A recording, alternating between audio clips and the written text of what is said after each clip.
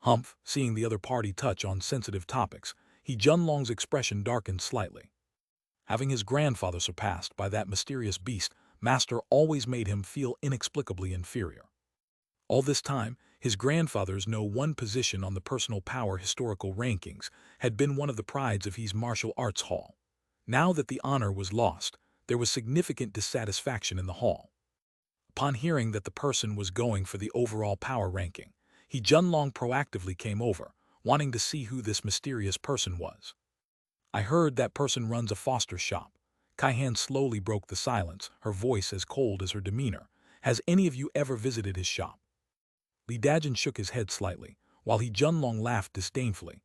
I heard his foster shop service prices are much higher than other places. Perhaps he is overly money-minded. From the crowd not far from the trio, a shy young girl raised her hand. I have been there, their service really is excellent.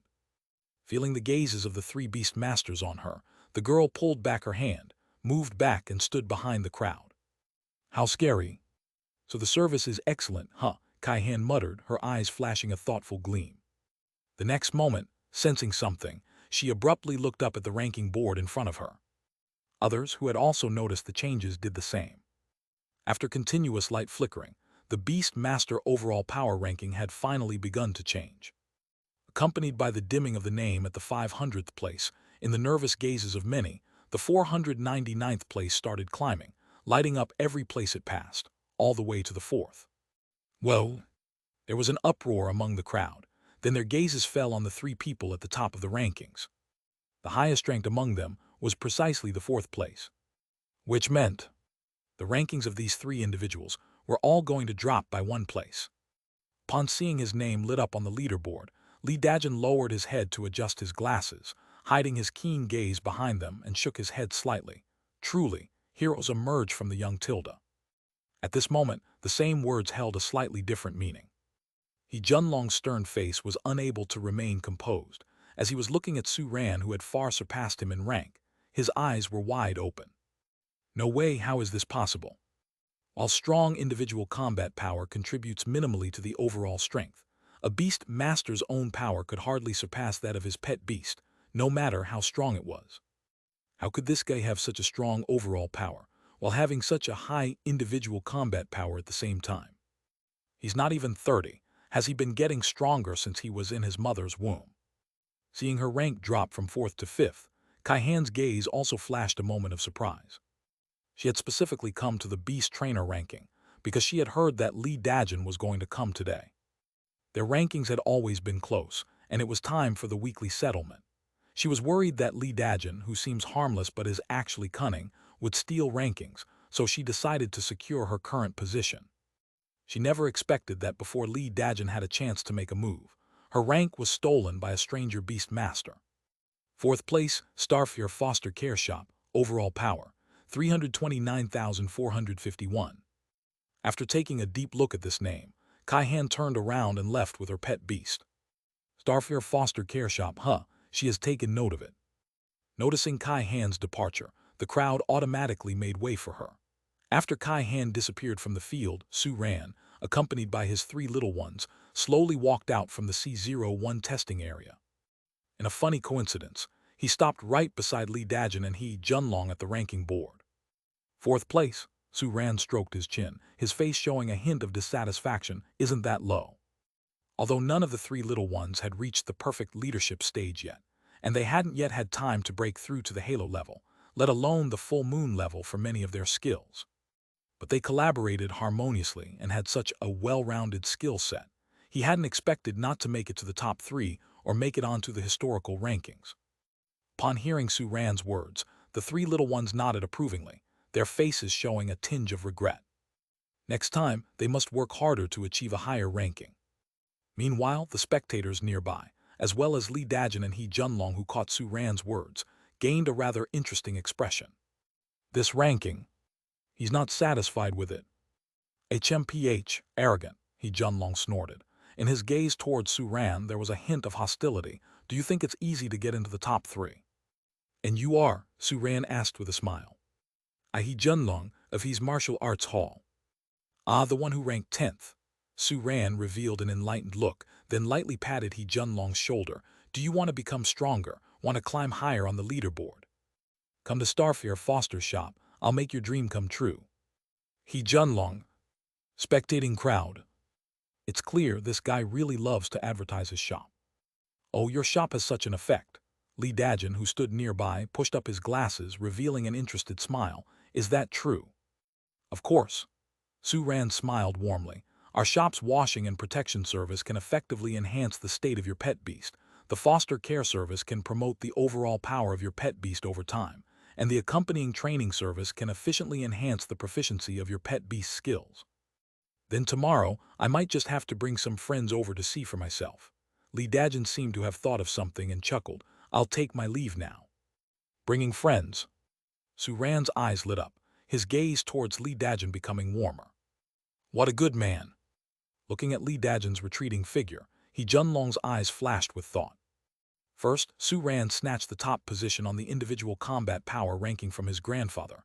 Now he swooped in above his own rank, pushing him to 10th.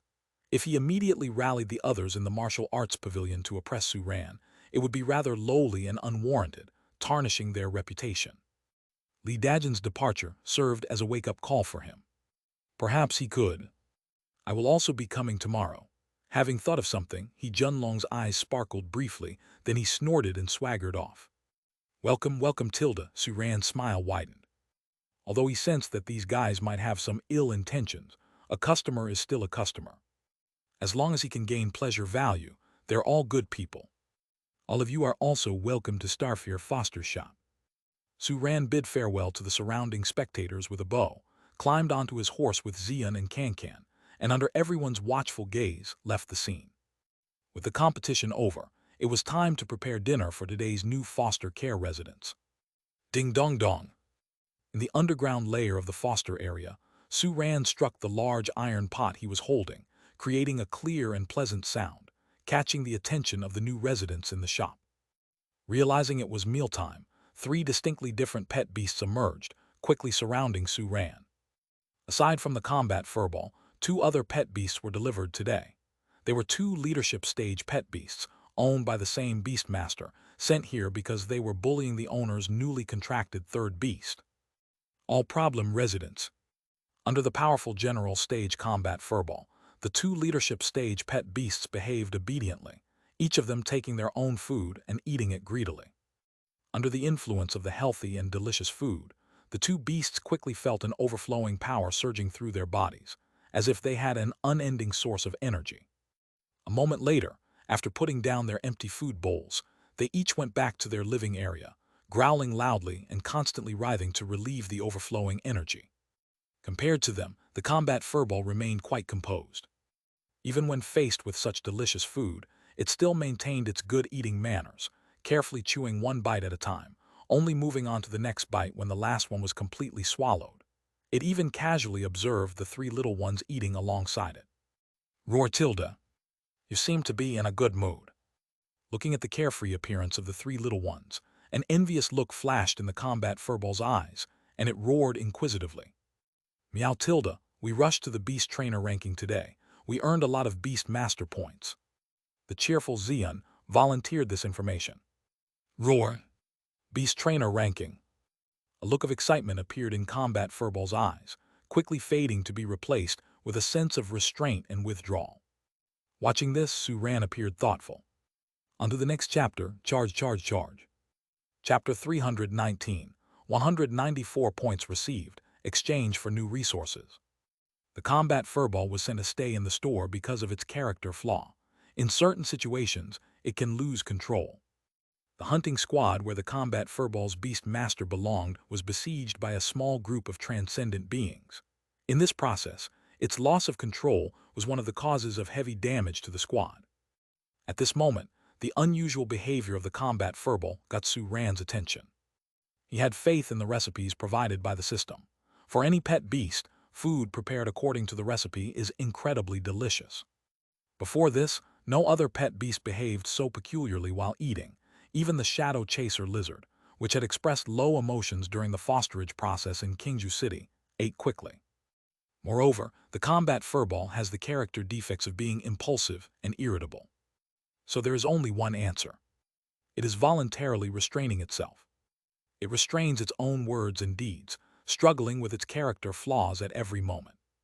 This can be seen in the combat furball's emotional changes when Xian mentioned the beast trainer ranking. As a race that is inherently combative, the beast trainer ranking, which can show power to the greatest extent, must have interested and excited it in the past. But at this moment, it shows a sense of retreat. It seems that the accident in the hunting team has had a significant impact on it, causing it to instinctively evade anything that could trigger a loss of emotional control. Suran sighed slightly in his heart. Only the person who caused the problem can solve it. What the combat furball needs is the comfort and consolation of its beast master, who is still unconscious. As for what he can do, he will add some calming resources to its food tomorrow.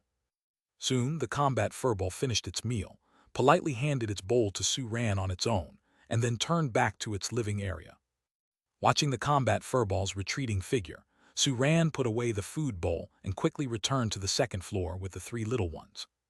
Ding dong! A pleasant notification sound came from the cell phone. Suran opened it, and a smile appeared on his face. The beast trainer ranking rewards have arrived, not only from yesterday but also from your ranking today. The three little ones were at first stunned, then their eyes sparkled. Beast Master Points. So many Beast Master Points. They had been watching the points exchange list for so long last night, and now, at last, it can come in handy. Don't rush, Suran comforted the three little ones. Sitting on the edge of the bed, he said, let me see how many points each of you got. Xian, 372nd place in the historical combat power rankings, rewarded with 10,000 Beast Master Points. Second place in Reflexes historical rankings, rewarded with 80,000 Beast Master Points. 14th place in Appearance historical rankings, rewarded with 8,000 points. At this point, Suran looked at Star and Kankan oddly. Didn't you two try out this appearance ranking? Xilu tilde. Sure tilde. The two little ones shook their heads in unison. They are both males. What self-respecting male beast would compete in appearance? All right, Suran spread his hands. Xian received a total of 98,000 points. Adding to the leftover points before, you now have over 100,000 points available. Next, let's see Star S. There was a slight pause in Suran's tone. Star, third place in the historical speed rankings, rewarded with 80,000 Beast Master Points. 58th place in Stamina historical rankings, rewarded with 30,000 Beast Master Points. The Beast Master Points from before are just leftovers, so you have 110,000 points available now. Xilu tilde Star nodded heavily. Who understands, folks, the feeling of sudden wealth is simply marvelous. Then there's Kankan. As Suran looked at Kankan's award details, his expression was somewhat peculiar. He never expected there to be a body-size chart.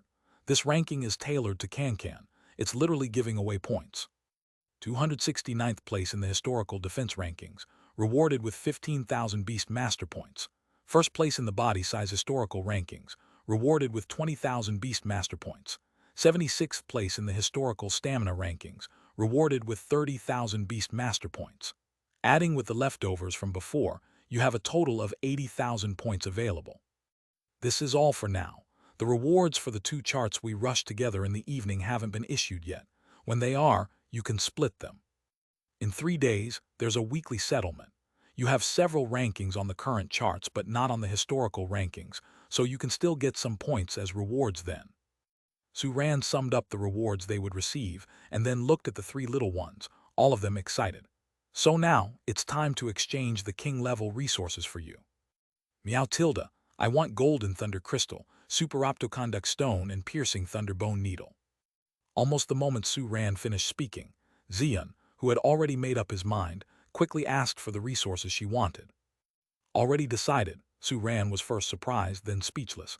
It seems you've done your homework. He opened the exchange list and quickly saw the 3 resources Xian had mentioned. Golden Thunder Crystal, exchanged for 40,000 Beast Master Points. This is almost the most expensive price among resources of the king level, and its effect justifies its price.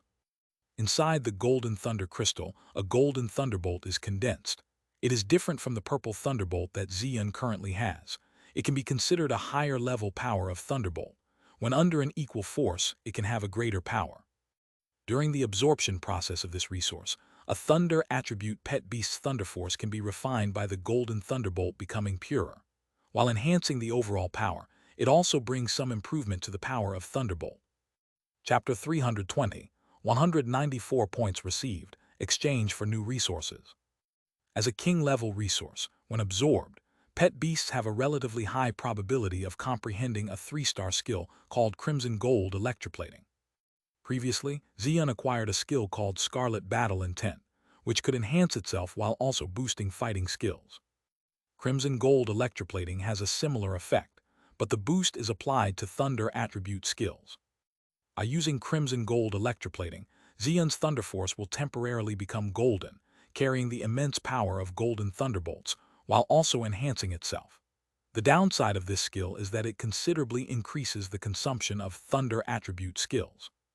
If Xian manages to comprehend this 3-star skill through the Golden Thunder Crystal, it could potentially fuse with the Scarlet Battle Intent in the future, however. Were you previously planning to fuse Scarlet Battle Intent with the fighting body? Su Ran looked at Xian and couldn't help but ask, isn't there a bit of conflict? Meow tilde, no conflict at all. Xian shook its head vigorously, and a confident look appeared on its face. As a saying goes, plans can't keep up with changes. After viewing the exchange list, it came up with better ideas. It would be somewhat wasteful to fuse Scarlet Battle Intent with the fighting body. It could simply fuse it with other skills to create a purely burst-oriented 4-star skill. The overlapping side effects may even counteract each other. As for the problem of lacking one skill that was supposed to be fused with the fighting body, the second resource it chose to exchange could just solve it. Meow tilde, check out the Super Optoconduct Stone. Xian urged Su Ran. All right. Su Ran nodded, and soon found it among the king-level resources of the fighting attribute. Super Optoconduct Stone, exchange price 35,000 Beast Master Points. The power of the fighting attribute comes from within oneself. The stone enhances this process, allowing pet beasts to better master their own power, and therefore drastically boosting the strength of the fighting power.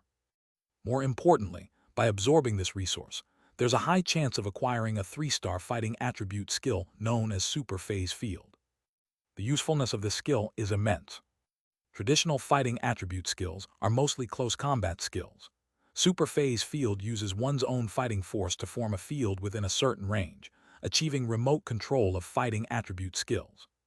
Within the field, all fighting attribute skills can undergo certain changes, changing from close combat to long range. For instance, Xian's fighting body can have an effect similar to reaching across mountains to milk a cow within the Super Phase Field.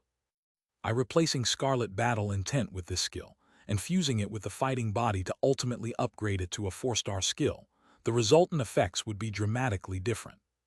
In a nutshell, the future looks promising. Not bad, both resources you chose are excellent. Su Ran patted Xian's head in satisfaction, and then opened up the third resource Xian wanted to exchange. Piercing Thunderbone Needle. Exchange requires 20,000 Beast Master Points. A King's level resource, it's the cheapest among the 3 resources chosen by Xian. As you get what you pay for, its effects are relatively inferior. Beyond the regular boost in power upon absorption, you can also have a fair chance of acquiring a Thunder attribute 3-star skill called Puncture Thunder Spear. This is a ranged output skill, which seems to be mergeable with Falling Thunder. However, Xian's Falling Thunder has not fused with any skills since its awakening after evolution and is still at 2 stars. Before fusing it with a 3-star skill, it's best to find a way to upgrade Falling Thunder to 3 stars. Alright, Xian's 3 resources have been exchanged. Su Ran looked at Star and Kankan next to him. Have you two decided what resources to exchange for? Xilu Tilda, I want to exchange for Meteorite Fragment, Late Night Echo Snail, and Fate Necklace. Let me see. Su Ran checked out these 3 resources one by one. Soon, a surprised look appeared on his face again. You guys are so good at choosing, it made me feel superfluous as a beast master. Meteorite Fragment. Exchange requires 30,000 Beast Master Points. This resource is said to be a piece of an extraterrestrial meteorite that broke off after falling. It can release a strange extraterrestrial power, leaning towards the dark attribute, but its actual attribute is more complex. It fits well with Star's condition. Absorbing this resource may even yield better results than it would for ordinary dark attribute pet beasts. Moreover, the 3-star skill, Star Falling Power, that can be perceived after absorbing this resource, is also quite interesting. This skill has a similar effect to Heart of Eternal Night, as it can attract power from beyond the heavens and provide a comprehensive boost. Being a boosting skill, it can be fused into Heart of Eternal Night in the future. Late Night Echo Snail. Exchange requires 40,000 Beast Master Points. This resource is also quite interesting. This is a naturally formed, conch-shaped resource that can retain the power of Deep Night. After a dark attribute pet beast absorbs it, there's a chance of comprehending a skill called Late Night Echo. A 3-star skill, Late Night Echo. After executing this skill, all dark attribute skills released by the dark attribute pet beast will be amplified, and a residual echo effect will be added. This effect can prolong the duration of dark attribute skills on the target, transitioning from the instant disappearance to a slow decay until it finally fades away. If it's a dark attribute attacking skill, instead of ending after hitting the opponent, under the boost of Late Night Echo, it can continue to inflict damage on the enemy over a period of time. Moreover, this skill can be used on dark attribute boosting skills as well. With it, the boosting effect of the Night Rune could be elevated even more. The two resources that Star chose and the skills gained can both be adapted to Heart of Eternal Night and are perfect for skill fusion. This is clearly not a coincidence, but an intentional choice by it. As for the last resource, the Fate Necklace, exchanging for it also requires 30,000 Beast Master Points. This is an attribute-less special resource. Pet beasts of any attribute can absorb it to enhance themselves. However, due to the need for attribute conversion, there will be some discounted absorption of power. This is similar to attribute-less energy blocks and attributed energy blocks. Despite these circumstances, its exchange value is still 30,000 Beast Master Points, because absorbing the Fate Necklace can yield a very unique skill. Attribute-less 3-star skill, Fate Link.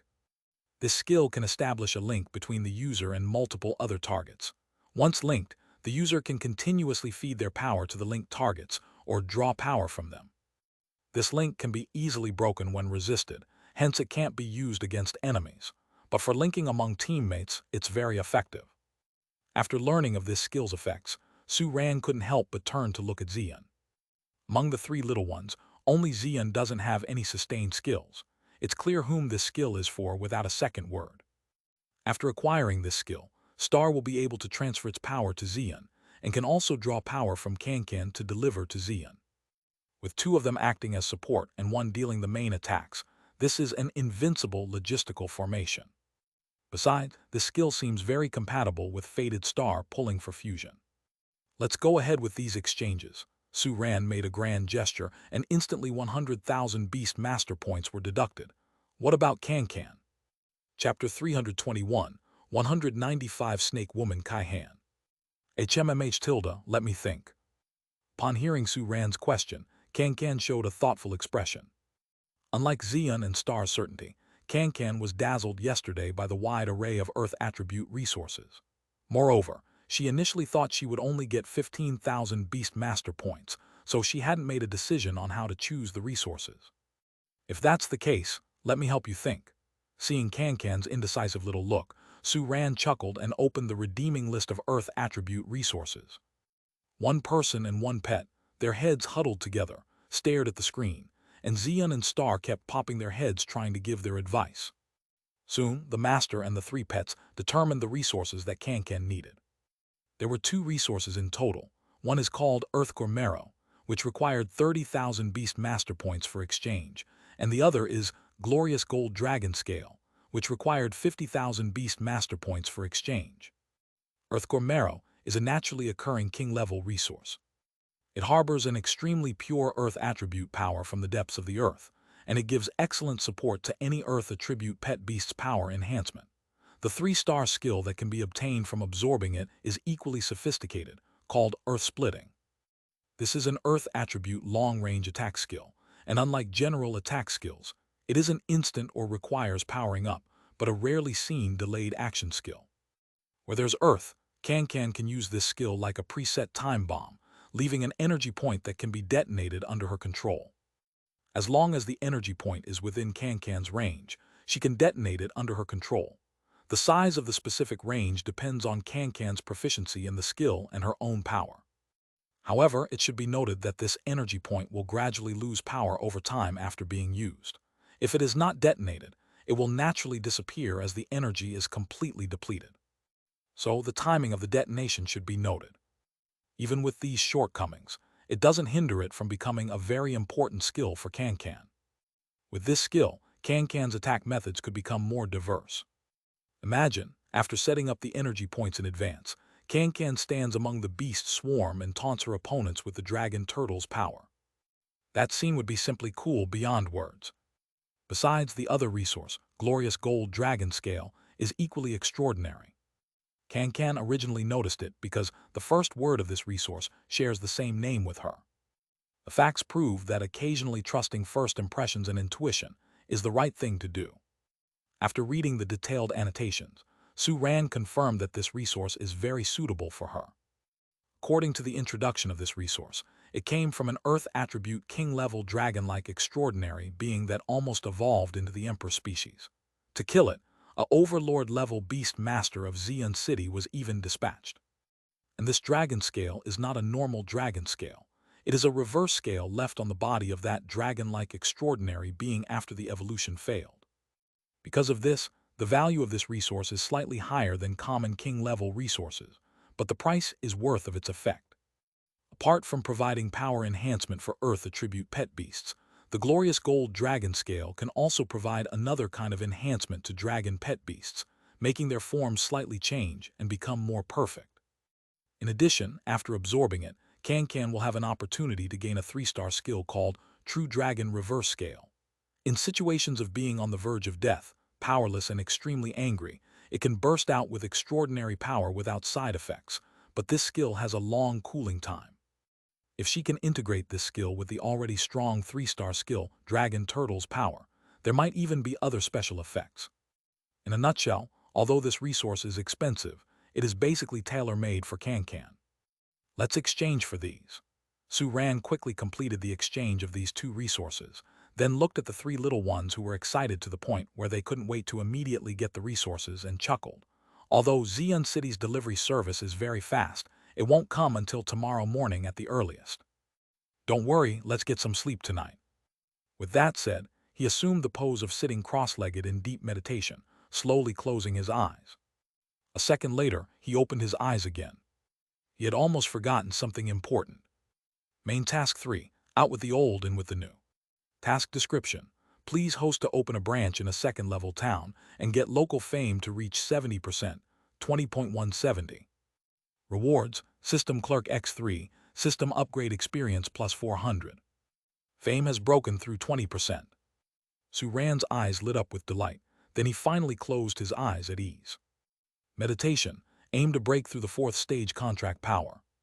Watching Su Ran quickly enter the state of deep meditation, the 3 little ones exchanged glances. Meow Tilda, let's sleep. We'll need to work hard to become strong after getting the resources tomorrow. Xian yawned while stepping on Cancan's scales, and then lightly jumped to lay next to Star, who was kneeling on the ground. She flipped over comfortably with her belly up, 2 front paws hanging on her chest, neck highly lifted, forehead touching the ground, and fell asleep. Xilu Tilda, we should also sleep. Star lowered her voice and moved both her front hooves gently, making her belly stick to Xian a bit more. Then she slowly closed her eyes like purple crystals, let her head droop slightly, and soon started to snore softly. Tilda, good night Tilda. Watching Xian and Star fall asleep one after the other, an excited Cancan who had a bit of difficulty sleeping helplessly shook her head. She moved her body to one side, retracted her 4 paws and tail into her shell. Burying her head on her own scales, she quickly fell asleep. Chapter 322, 195 Snake Woman Kai Han. Early the next morning.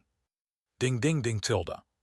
With Su Ran tapping a spoon on a pot, 3 dwellers rushed frantically more than yesterday to face Su Ran, their eyes on the food bowl in Su Ran's hand, quietly waiting for Su Ran to distribute their respective food. This is the food for Crack Sky Eagle and Dark Electric Flood. Su Ran gave the 2 food bowls to the 2 leadership stage dwellers in the shop, then handed the biggest bowl to the combat furball. This is yours. Roar Tilda, The combat furball nodded, stepped forward, and took over the food bowl with both hands. I've added some calming substances into your food today. I hope this can help you. The combat furball feeding slightly paused when it heard this, glanced at Su-Ran with gratitude, then carried its food bowl back to its own place and started eating as unhurriedly as yesterday. Su-Ran, who was patiently waiting for combat furball to finish eating, suddenly got a call. Hello, yes. It's me. Okay. Su-Ran soon hung up the phone, looking at the three little ones who had finished eating and were now perking their ears to eavesdrop. The resources arrived. You guys can just leave the food bowls here when you're done. I'll clean them up later. After instructing the three dwellers, Su-Ran, with three joyous little ones, headed towards the shop. Seeing the backs of one man and three pets leaving, the combat furball gradually stopped eating, an envious and painful expression in its eyes. It had close companions just like them, but one of them fell in that accident due to its impulsiveness. Would the other two ever forgive it again? Thank you, Senior. I have signed it. Su-Ran returned the delivery receipt to the king-level beast master in charge of delivery. No trouble. The king-level beast master smiled, couldn't help but take another look at Su-Ran. Though the leader-level chart was nothing serious to him, he had heard about the commotion the young beast master, standing before him, caused on the beast trainer ranking yesterday. A beast master who could exchange such a large amount of beast master points for resources at once must be exceptional, so even he wouldn't display an overly arrogant attitude due to his own power. I'm leaving. The king-level beast master turned to leave, glanced at the price menu on the wall, and twitched the corner of his mouth. He really dares to charge. Have a safe journey, Senior. Watching the departure of the king-level beast master, Su-Ran turned back to look at the three little ones. The three little ones were currently gathered around an open alloy box. The box was full of treasure light, and the rich energy made the surrounding air become a bit thick. 8 king-level resources combined. It was wealth that anyone would covet. Okay, take your respective resources. Su-Ran gently reminded them. Absorb as much as you can and increase your power as quickly as possible. Meow, no problem. Heavy Purple Cloud nods heavily, holding 3 resources in his arms, laughing joyfully. With these 3 king-level resources, it was confident that it could reach the perfect leadership stage in a short time. Although it wouldn't be easy to quickly increase the skills to the full moon level without skill points, it could try. And if it can successfully gain the corresponding 3-star skill from these 3 resources, its power can rise a little more. In this way, it isn't a problem to improve its ranking and gain new rewards on the charts it had struck before. Zailu, I want to absorb the Fate necklace as soon as possible. Star twirled the modest-looking necklace on its neck, which was faintly suffused with mysterious power, a hopeful expression on its face. After absorbing the Fate necklace, it hoped to gain the so-called Fate chain skill. In this way, Star glanced at Purple Cloud and remembered how it let Purple Cloud use the full moon level king's power to speed up the growth of its own king's power every day, all at the cost of 100 value points a day. Purple Cloud still lacked an endurance skill, and after the energy-abundant potion runs out, the cost of training would be significant, right? If it uses Fate Chain to swiftly replenish its power and drastically increase its training efficiency, wouldn't it be fair to charge 200 value points per day? Charming, beast trainer ranking is just so much. Can shoved a brilliant golden scale into a crevice in its own shell, pretending it was its own scale, holding a rock in its arms that pulsated with thick earthy yellow halo, wearing a broad smile. With these resources, how could it not rise in beast trainer ranking? In a while, it would overshadow the wild beast chart with its achievements, and nobody would even notice it. Su-Ran sent the 3 little ones to the training area and returned to the storefront after tidying up their food bowls, opening the shop door a second time. Several customers were already standing outside, waiting for the doors to open. 20% fame, that's terrifying. A bright and polite smile appeared on Su-Ran's face, ready to welcome a particularly busy day. Welcome. Is this the Starfare Foster shop? A woman with high ponytail and phoenix eyes, exuding an aura that naturally kept people at a distance, stood in front of the Starfare Foster shop. Looking at the bustling scene inside, a thought popped up in her eyes. Hiss tilde. Accompanied by a slight hissing sound, a snake pet beast covered with colorful scales peeked out its head, rested on the woman's cheek and gazed at the shop with its chilling eyes, tongue flickering. You want to give it a try? The woman stroked the snake's head, No beast master in Xian City can solve your problem. At this point, we can only try our luck. Let's go. With that, the woman walked towards the Starfare Foster's shop. The snake wriggled its body and followed closely behind. As the pair entered the shop, the bustling atmosphere inside the shop momentarily stagnated. Looking at the infamous snake woman, Kai-Han, and feeling her innate icy aura, many waiting customers quieted down. Welcome, Su Ran's smile remained, as if he wasn't affected by the other's intimidating aura. What can I do for you? Kai-Han didn't say a word. She looked around and fixed her gaze on the price menu. The exorbitant prices at Starfare Foster's shop slightly raised her elegant eyebrows, after which, Kai-Han looked at Su Ran with a very serious gaze. Oh, what's wrong? Having been stared at by the icy beauty, Su Ran started to feel uncomfortable. Doesn't seem like one who trades on one's reputation, Kai-Han muttered in a voice only she could hear. Maybe he really is capable, thus, the high prices. Huh, what did you just say? Su Ran blinked. Nothing. Kai-Han finally spoke to Su Ran. Can you tell me what's wrong with my Jade Snake King? Was she referring to the snake pet beast around her? Su Ran turned to the snake around Kai-Han and initiated the system identification. Race name, Jade Snake King. Property, water-based. Growth stage, leadership stay. Body type, medium size. Washing and protection requirements. Evaluation. Who would have thought there would a pet beast that looks better the dirtier it gets? But the accumulated dirt has seriously affected its health. It's time for the host to use his skilled hands to clean it. Huh? Looking at the evaluation given by the system, Su Ran showed a look of surprise. Generally, being dirty refers to ugliness and uncleanliness. Are there really pet beasts that look better when dirty? Su Ran couldn't help but take another look at the Jade Snake King in front of him. Its vibrant and colorful scales did indeed add a touch of brilliance. As the scales on its body were still smooth and colorful, without the system's identification, he almost would have thought that this pet beast had no washing and protection requirements. What's the deal with this pet beast? Chapter 2 Go Go Go. Chapter 323, 196. The pet beast's beauty dips after washing and protection. Although the system identification has already provided some information about the Jade Snake King, to solve the problem as requested by Kai-Han, Su Ran needs more detailed information. Could you tell me what kind of problem your pet beast is suffering from? Su Ran asked in a serious tone. Okay, Kai-Han nodded slightly. After the Jade Snake King evolved, as time went by, its scales have gradually shown various colors. I originally thought this was a good thing. I was happy seeing it getting better and more beautiful. But as time went by, the Jade Snake King began to show problems such as slower strength improvement, slower movements, and slower reaction speed. Only then did I realize something was wrong. My Jade Snake King is like this today due to some accidents. This king species has never been recorded before in Xian City, so I have been to several foster shops, but they were not able to solve its problem. Speaking so much at once is unusual for the ice beauty Kai-Han. She herself seemed to have been unaccustomed, and after she finished, she paused for a long while before asking Su Ran, "So, do you have a solution?" Su Ran stroked his chin, examined the Jade Snake King, and then nodded, giving an affirmative answer, yes. Combined with the system's evaluation and Kai-Han's narration, he had some speculation about the situation of the Jade Snake King. If his guess is correct, those colored scales that visually improved the appearance of the Jade Snake King were actually the dirt on its body. Although this sounded ridiculous, anything was possible in a world of supernatural beings. There are 2 more people ahead of you. You can go to the waiting room to rest for a moment.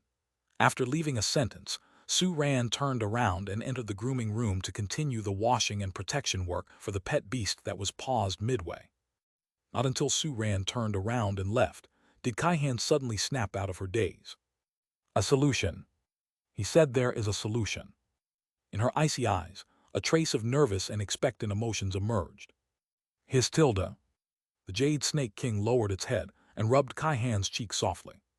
Compared to the excitement of its beast master, the Jade Snake King seemed relatively calm at the moment. Having been with its beast master for so long, the Jade Snake King knew that under her icy exterior and aura, she had a soft heart. Many foster shops had previously assured that they could solve its problem, but they all ended in failure. Even so, every time when a solution was promised, Kai-Han would always feel anxious and hopeful. Through the third-stage beast-taming contract, the Jade Snake King could clearly perceive the feelings of its beast master, which stirred some feelings within it. No matter what, it had chosen the right beast master. Both girl and beast entered the nearby waiting room. About half an hour later, it was finally their turn. "Sorry to keep you waiting." Su-ran walked up to them. "Follow me." "Okay." Kai-Han quickly followed, but when she saw where Su-ran was going, she looked a little puzzled. "To the grooming room." "Yes," Su-ran nodded. "The situation of the Jade Snake King is not complicated. It just needs a grooming session. Once grooming is completed, its condition will naturally improve." Just grooming? Even Kai-Han couldn't help but show some surprise on her face. Is it really that simple? She had always thought that the problem with the Jade Snake King was due to some unexpected circumstances during its evolution, causing it to develop some special defects. A grooming would solve it. This seemed a bit hasty. "Trust me." Su-ran's voice was still firm, which helped Kai-Han understand. The grooming fee for medium-sized pet beasts was nothing to her. It wouldn't hurt to give it a try. If it didn't work, then. Looking at the suddenly enlarged and far more spacious interior of the grooming room compared to the outside world, Kai-Han was first surprised. Then her expression changed when she seemed to realize something. She looked carefully at Su-ran, not saying a word, but her trust in him grew a little deeper. She had never seen anyone use the space expansion technology in such a way before. But with such confidence, perhaps there was a chance. "There's a stool over there. Feel free to sit down."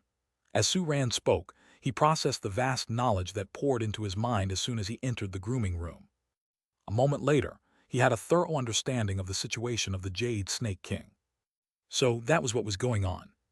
Su-ran's expression was a bit strange as he turned and went to the preparation table to get all the items needed for grooming the Jade Snake King. Meanwhile, he abruptly asked, "Your Jade Snake King, was it a swimming snake in the bath before it evolved, right?" "That's right." Kai-Han looked at Su-ran in surprise. She hadn't mentioned that. There are not a few water attribute snake pet beasts. The fact that he could pinpoint the species of the Jade Snake King before its evolution showed that he knew something. "Then it's correct." Su-ran nodded, picked up a bucket of a lightly green bath dew with the fragrance of fresh vegetation, walked to the care platform where the Jade Snake King was located, took out a syringe to draw some bath dew, and then gently dropped it on the surface of its scales. Drip drip. SSSSSS. A series of soft and crisp noises came from where the bath dew came into contact with the Jade Snake King's scales. Countless tiny bubbles rose from the scales, burst, and brought out a colored smoke, as if they were being corroded by strong acid. Chapter 324, 196. The Pet Beast's Beauty Dips After Washing and Protection. Having prepared in advance, Su-ran casually took out a vacuum cleaner, suctioning away the colored smoke, then continued to drip the liquid onto other parts of the body. Hiss tilde tilde. The Jade Snake King, which had closed its eyes and was peacefully awaiting its grooming, suddenly opened them wide. It extended its tongue, emitting a faint hissing sound with a slight tremor. "What's happening?" In its perception, as the bath dew fell, a feeling of being scorched by flames traveled from its scales into its body, causing intense discomfort. But following that discomfort was a strange sense of relief and relaxation, indescribable in words. The spot that had previously felt as if it were on fire then began transmitting an electrifying, tingling sensation, causing it to momentarily experience the joy of a newfound taste. Its body couldn't help but twitch slightly from the continuous sensation of burning heat and electric-like tingles. Its previously straight tail curled up swiftly, while the rest of its body slowly tensed up. Pleasure value from Jade Snake King plus 30. Pleasure value from Jade Snake King plus 30. From seeing the continuous prompts of pleasure points, Su-ran chuckled. As expected of the 5-star washing and protection requirement, the pleasure value is really high. This, Kai-Han, who had been standing by and observing, was growing more and more astonished. Though she was surprised at the Jade Snake King's reaction, what surprised her even more was the effect of the grooming. From where she was sitting, she had just enough view to see the area where Su-ran had first dropped the bath dew. That area, which had been producing bubbles and colored smoke continuously, had changed from its previous dazzling colors to a translucent, clear jade green color. "That's..." A look of joy emerged in Kai-Han's eyes. That was the original color of the Jade Snake King's scales after evolving. It really turned back. With the scales' color turning back, Kaihan had no doubt left that Su Ran would be able to solve the other problems of the Jade Snake King. This time, she had finally found someone who could truly help the Jade Snake King. Time ticked away, and soon enough Su Ran, who had covered the entire body of the Jade Snake King in bath dew, took out a cotton brush and cleaned all the dew off. Now completely transformed, the Jade Snake King, its body adorned with jade green scales, appeared before Kaihan's eyes. After methodically finishing the subsequent maintenance work, Su Ran patted the Jade Snake King's body. "Okay, we're done." Before Su Ran's hand could move away, the Jade Snake King quickly wrapped its slender tail around his arm. It squirmed anxiously, giving Su Ran a somewhat hazy look as if trying to remember this human, then slowly untwined its tail. "Thank you." Kaihan looked at Su Ran with somewhat complex emotions. "May I ask, will your shop always stay here? If the Jade Snake King has similar issues in the future, I might need your help again." "Unless something unexpected happens, this shop will always be open." Su Ran paused, an odd look in his eyes. "But the Jade Snake King's problems aren't big. As long as you're a bit careful, similar issues shouldn't appear in the future." An expression of surprise flashed in Kaihan's eyes. "You said, the issues aren't big." "That's right," Su Ran nodded. "The race called swimming bath snake constantly secretes pure water condensed from water attribute energy from its scales, always appearing as though it just came out of a bath, hence its race name." "I see," Kaihan nodded, "but after evolving into the Jade Snake King, it has not had such a problem." "Not that it doesn't happen, but it's restraining itself." Su Ran glanced at the Jade Snake King. "I think it's never told you about this, has it?" Kaihan looked at her long-contracted pet beast in surprise. "How could this be?" Then she looked into the Jade Snake King's eyes, and her heart gave a violent jolt. It's true. Being incredibly familiar with the Jade Snake King, she could understand its thoughts just with a gaze. It was indeed concealing something from her. "Why are you restraining yourself?" Kaihan gently asked, one hand stroking the Jade Snake King's head. "Because of the strong toxin." Before the Jade Snake King could respond, Su Ran had already given the answer. The water snake originally is a pure water attribute pet beast, but after evolving into the Jade Snake King, its water power changed a bit. Each of its attacks now contain a strong toxin. Yes, Kaihan couldn't help but think about the process of the water snake's evolution. Initially, she had made extensive preparations for the water snake's evolution, even spent a lot at buying some secret information about the king species evolved from water snake for its smooth evolution. However, in an accident, the water snake mistakenly ate a resource containing potent poison. It was weak at the time and was on the verge of death.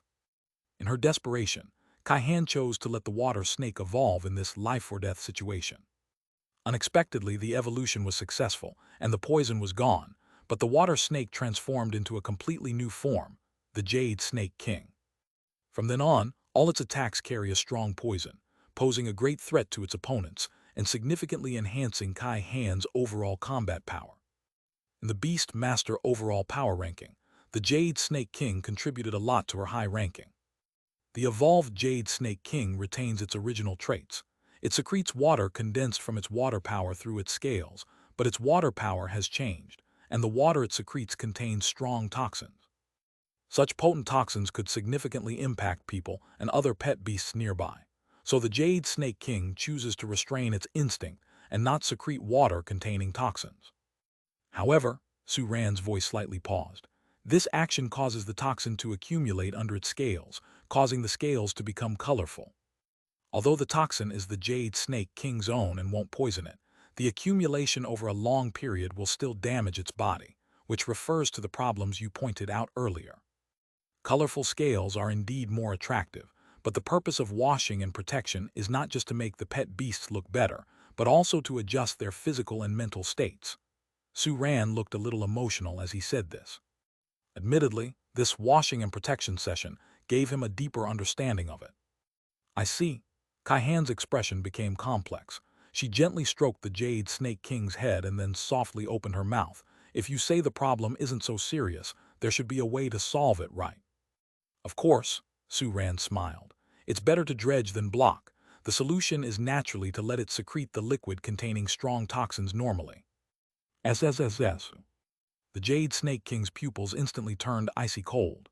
It spat its forked tongue at Su Ran, the aura of its leadership stage exploding. Obviously, it didn't appreciate Su Ran's suggestion, nor did it want its own beast master to follow it. The toxins it would secrete would inevitably have serious effects on its beast master whom it was always with, and this was something it didn't want to see. "Don't worry," Su Ran chuckled, "I haven't finished talking yet. Among the water attribute skills, there's a 3-star skill that can be mastered through training and learning called water extraction drying. I'm not sure if you've heard of it." "You're referring to," a hint of thoughtfulness appeared in Kai Han's eyes, "that skill that can dehydrate the opponent." "Exactly, that's the one." Su Ran nodded. "It said that when that skill is enhanced to its limit, it can dehydrate a flesh and blood body into a dried corpse in an instant, causing the opponent to die immediately. To solve the Jade Snake King's problem, the Stardust-level water extraction drying is enough. With this skill, the Jade Snake King can separate the strong toxin from the water, solving not only the problem of the toxin, but also gaining a new attack method." As Su Ran said this, his voice paused slightly, his smile growing brighter. "If you want to learn the skill, I recommend trying our shop's accompanying training service." If it weren't for attracting business, Su Ran wouldn't have talked so much. Chapter 325, 197 Visitor from He's Martial Arts Hall. The skill of water extraction drying is not difficult to teach. Within the training area, in front of the one person and their pet, Su Ran speaks calmly. If this had happened earlier, Kai Han would never have believed Su Ran's words. The higher the skill star level, the more difficult it is to acquire through training, and there are even certain requirements for species and potential. For example, the pet beasts of the leader species will almost never learn a 3-star skill in an acquired manner. The difficulty of mastering a 3-star skill through training is extreme, and it is not unusual for a king species to struggle through 10 or half a month of training to learn just one 3-star skill. How could teaching such a skill be simple? But after witnessing Su Ran effortlessly solve countless problems that had stumped many beast masters using mere washing and protection, and revitalize her Jade Snake King, Kai Han does not hesitate to believe what Su Ran said at this moment. "What should I do?" She gently stroked the head of the Jade Snake King and spoke softly. Knowing that this silly creature had become what it once was to avoid hurting her, she couldn't help but feel a little more sympathy for this pet beast with which she had first formed a bond. The core of this skill is a deeper understanding and control of water power. Su Ran's voice paused for a moment. Because the control of water power becomes stronger, it can extract moisture from the air. So, to learn it, the Jade Snake King needs to improve its control of water power and try to manipulate water from a distance. Hearing this, Kai Han nods continuously. Indeed, the person who easily solved the problems of the Jade Snake King's body also directly uncovers the truth when assessing the skill. "So what do we need to do?" Kai Han continued to ask. "What we have to do is play a game called Big Ball Eats Little Ball." Su Ran smiled slightly. "Wait for me a moment." "Play a game?" Kai Han raised her eyebrows slightly. What kind of game can get the Jade Snake King to learn a new 3-star skill? She had met many skilled sparring trainers before. Each of them had their unique skills, and some had unique insights on certain skills, enabling pet beasts to train in a more efficient way. But using a game for training was a bit too special. "Big Ball Eats Little Ball." A look of curiosity appeared in Kai Han's eyes. "What kind of game is this?" Kai Han's doubt didn't last long. Very soon, Su Ran, who had taken out the training equipment from the training equipment room, came up to her and her pet beast. It was a training device that looked like a super large game machine, but the screen of the game machine was replaced by a colorless transparent glass. Inside the glass, there were water droplets of various sizes. These droplets did not drop, but instead were controlled by the device to move irregularly. "This one is yours." Su Ran pointed to a small recess in the lower left corner of the glass screen.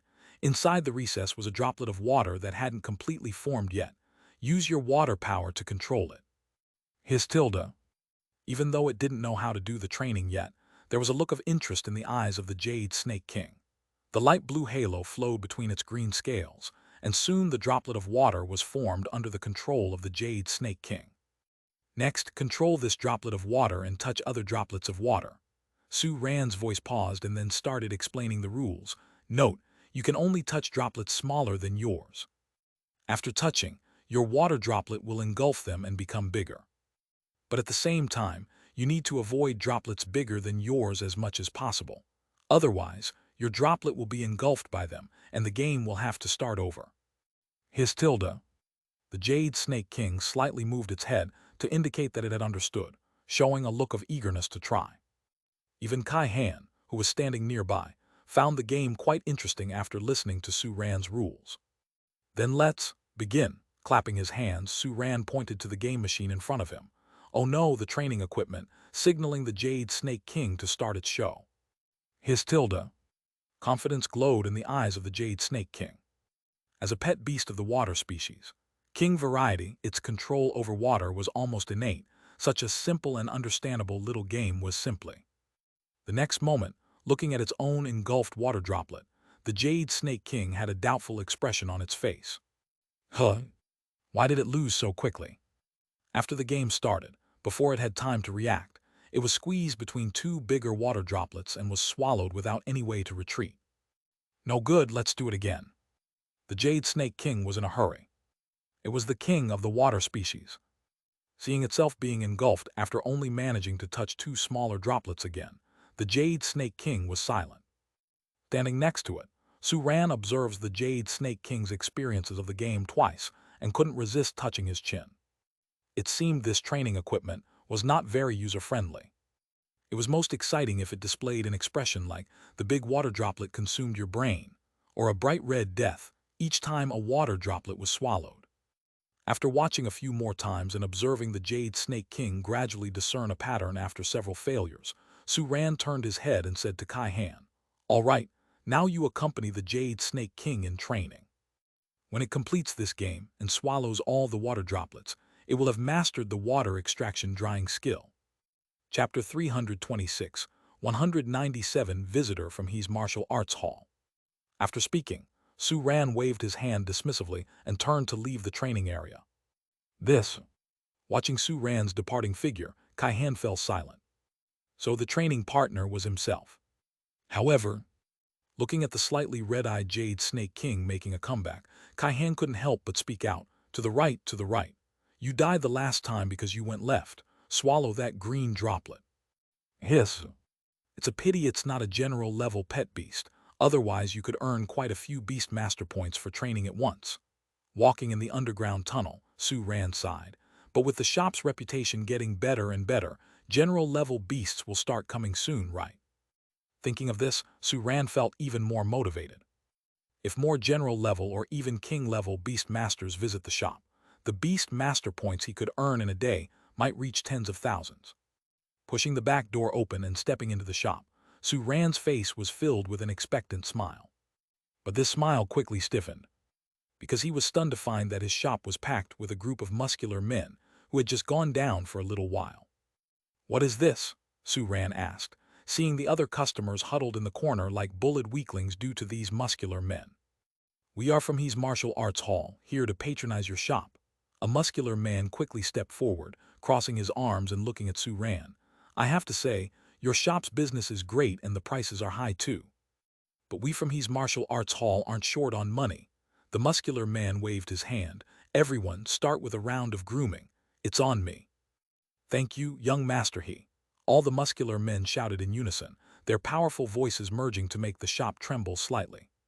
So, Su Ran's mouth twitched slightly, looking at the familiar muscular man in front of him. "He Junlong, right. Thanks for supporting the business, but with so many people, we might not finish grooming today." "No problem, if we can't finish today, we'll continue tomorrow." He Junlong's hands, clasped in front of his chest, tightened, revealing crisp sounds, a glint in his eyes. "But I'll say this up front, if the grooming is not good and doesn't satisfy us." Crisp, crisp, tilde. Behind him, a group of men from his martial arts hall made the same gesture, and the sound of bone cracking filled the air. Su Ran was silent for a moment, before responding with a dumbfounded expression. He thought these guys were here to wreck his shop, but is that all they want? "All right," Su Ran chuckled, "who's first?" "Huh?" Junlong's gaze was slightly frozen. Is he this confident? He truly had no good intentions that day, as the annoying person in front of him was using the ridiculous name, Starfare Foster Care Shop, to step on the honor of his own martial arts hall and rank on top of the personal power listing, even surpassing him in the comprehensive power listing. This guy needed a lesson. So, after the morning training in the martial arts hall was over, he brought his apprentices here. Seeing the pricing of Starfare Foster Care Shop, he wasn't angry. In fact, he was even happier as it was the perfect excuse to pick on him. With services priced 2 to 3 times higher than other foster shops, having higher demands makes sense, right? It's the perfect opportunity to nitpick, to find a reason to smash this guy's shop. However, facing his provocation, this guy is still so calm. Does he truly have the abilities, or is he just dumb? He Junlong gave Su Ran a deep look, then let's start with me. As his words fell, the hexagram star array flickered and unfolded behind him. A 7-meter-long beast that resembled a wolf, shaped like a lion, has 2 horns on its head, 4 hooves, and a body that was burning with red flames emerged from the storm. As soon as it appeared, the store was filled with a rolling heat wave. The temperature rose quickly by several degrees, and bystanders backed away. GRR. Releasing a shrill and strange roar, the beast looked around and then turned its gaze towards Su Ran, giving off an oppressive pressure. Seeing the beast in front of him, Su Ran's gaze held a touch of surprise. When he thought of martial arts halls, he thought of the Bamboo Leaf Martial Arts Pavilion in Kingju City. The Bamboo Leaf Martial Arts Pavilion employs martial arts in conjunction with fighting attribute pet beasts for combat, leading him to mistakenly believe that all martial arts halls operate in the same manner with their contracted pet beasts, all being fighting attribute pet beasts. Unexpectedly, He Junlong's pet beast turned out to be of the fire attribute. He wiped the sweat bead on his forehead and casually activated the system identification. Race name, Flame Wolf Sovereign. Attribute, Fire Attribute. Growth stage, Leadership Stay. Body type, Large. Maintenance need. Review, a wolf that is on fire. The host needs to quickly use their dexterous hands to give this little burning creature a thorough cleaning and care. Make it feel comfortable. Little burning creature. There was a slight twitch at the corner of Su Ran's mouth. Whether the greedy flame wolf was burning or not, he had no idea, but the system was certainly getting sassy. Follow me in. Su Ran waved his hand at the greedy flame wolf and then turned to enter the grooming room. Growl. The face of the greedy flame wolf was full of reluctance, as it hesitated to move forward from its original position. Off you go get groomed. He Junlong showed an unsurprised expression, giving a kick to the hind legs of the greedy flame wolf, signaling it to follow quickly. Under the urging of the beast master, the greedy flame wolf finally lagged behind and followed Su Ran into the grooming room. Watching the fading figures of the man and his pet, a triumphant smile emerged on He Junlong's face. Choosing the greedy flame wolf from the 3 pet beasts, he naturally had his own intentions. This pet beast was the most resistant to grooming among the 3. The greedy flame wolf resists grooming, not because fire attributes dislike water, but for deeper reasons. Unlike other transcendent beings, the flames on the body of the greedy flame wolf continuously burn off all the dirt on its body. And the filth that could exist on the greedy flame wolf has a very burn-resistant characteristic. So the dirtier the greedy flame wolf, the more vigorous its flames would be. And this vigorous flame made the greedy flame wolf feel stronger, making it very happy. It didn't want its flames to diminish after cleaning, so it utterly resisted grooming. Grooming such a pet beast, He Junlong just wanted to be picky. It couldn't be easier. This guy, his name is Su Ran, right? Today his own shop will be smashed. No one can save it. Growl. Looking at the spotlessly clean interior of the grooming room and the firmly closed door behind him, the greedy flame wolf's face was filled with gloom. It had not been groomed for almost half a year. Only then did it accumulate such dirt on its body, making its flames so vigorous. Even some of its own secretions have been burning from half a year ago and have not been completely incinerated yet. Gathering all this dirt on its body, was it easy for it? If it was just cleaned, the greedy flame wolf really couldn't bear it. It looks like you don't really like grooming. Looking at the greedy flame wolf's reluctance, Su Ran casually joked, and then began to receive the corresponding knowledge from the system. After receiving it, the smile on Su Ran's face stiffened a little. To some extent, the greedy flame wolf really shouldn't like grooming. Pulling out such a pet beast for him to groom, it seems that guy He Junlong harbors some deep resentment towards him, huh? But, just like this, it will not stump him. Su Ran turned his head to look at the greedy flame wolf next to him and showed a mysterious smile. Do you want to have even more vigorous flames? The reluctant expression on the greedy flame wolf's face paused for a moment, its ears twitching as if it found the suggestion somewhat unbelievable. Growl. Become more vigorous. Of course, it's actually very simple. Suran quickly gave a positive response. Growl. It wanted that. The greedy flame wolf nodded heavily, its eyes full of anticipation. The amount of flame around its body for its race is just like the beautiful tail feathers of a male peacock. It's a symbol of showing off its strength. If it could make its own flames become more vigorous and make itself look more intimidating, let alone grooming, it would even brave climbing a mountain of knives or entering a sea of fire. Continue to the next chapter. Charge. Chapter 327, 198 Little Bunny, Watch Out. Looking at Flame Wolf's expectant expression, Suran nodded in satisfaction. If the pet beast didn't cooperate, the washing and protection process would be quite troublesome. Discussing beforehand, encouraging the pet beast to cooperate, it's a good thing for both, Suran, who's responsible for the care, and the Flame Wolf being cared for. The words he spoke to Flame Wolf were not empty promises. He indeed had a way to make Flame Wolf's flames more vigorous after the grooming, not weaker. It was just a matter of taking into account the principle of the Flame Wolf's body, engulfed in flames. If Flame Wolf's flames became more vigorous when there was fuel, then a special substance could be applied to the fur beneath Flame Wolf's flames, which could serve a protective role and maintain combustion for a long time. This approach, other foster shops would struggle to replicate, but Suran, with his special formula, could easily achieve it. After adjusting the water temperature and preparing the bath dew, Suran made a please gesture towards Flame Wolf. Growl. Human, you must keep your word. Obsessed with its vigorous flames, Flame Wolf gave a reminder, then obediently lay down on the care platform, even voluntarily extinguishing its burning flames, revealing the dark red fur underneath. Without the flames obstruction, Flame Wolf's fur details became clearer. It hadn't bathed in half a year. Its fur was stuck together. The smell of grease mixed with muskiness hit Suran. Suran couldn't help but exhale a sigh, his face turning into a weird expression. This level of filth was at least a 4-star. Why did the system assign 3 stars this time? Was it because it had considered Flame Wolf's special requirement of the outer flames? Never mind, it doesn't matter now. Let's start the cleanup. Suran evenly sprayed the prepared bath dew on Flame Wolf's dark red fur, then used a fine-toothed comb to gently untangle the matted fur. The colorless and transparent bath dew slid down the fur, joined up on the grooming platform, and turned gray-black. Flame Wolf closed its eyes tightly, its body slightly trembling under Suran's skilled and gentle touch. It showed an extremely comfortable expression. Although it was always reluctant to be bathed, it had to admit, the feeling was quite delightful, and the human's grooming method was better than any it had received before. It made Flame Wolf feel like it was floating on air. Pleasure value from Flame Wolf plus 20. Pleasure value from Flame Wolf plus 20. After initial combing and untangling the knots, Flame Wolf's fur had changed from the previous dark red appearance.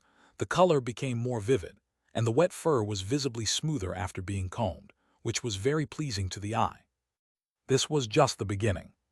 When the fragrant shampoo was sprinkled on Flame Wolf's fur, Suran began to gradually rub it on its massive body, with moderate strength reaching the deep roots of the fur, deeply cleaning each hair follicle. Soon, a suppressed and slightly abnormal sound came from the grooming room. Growl tilde tilde tilde.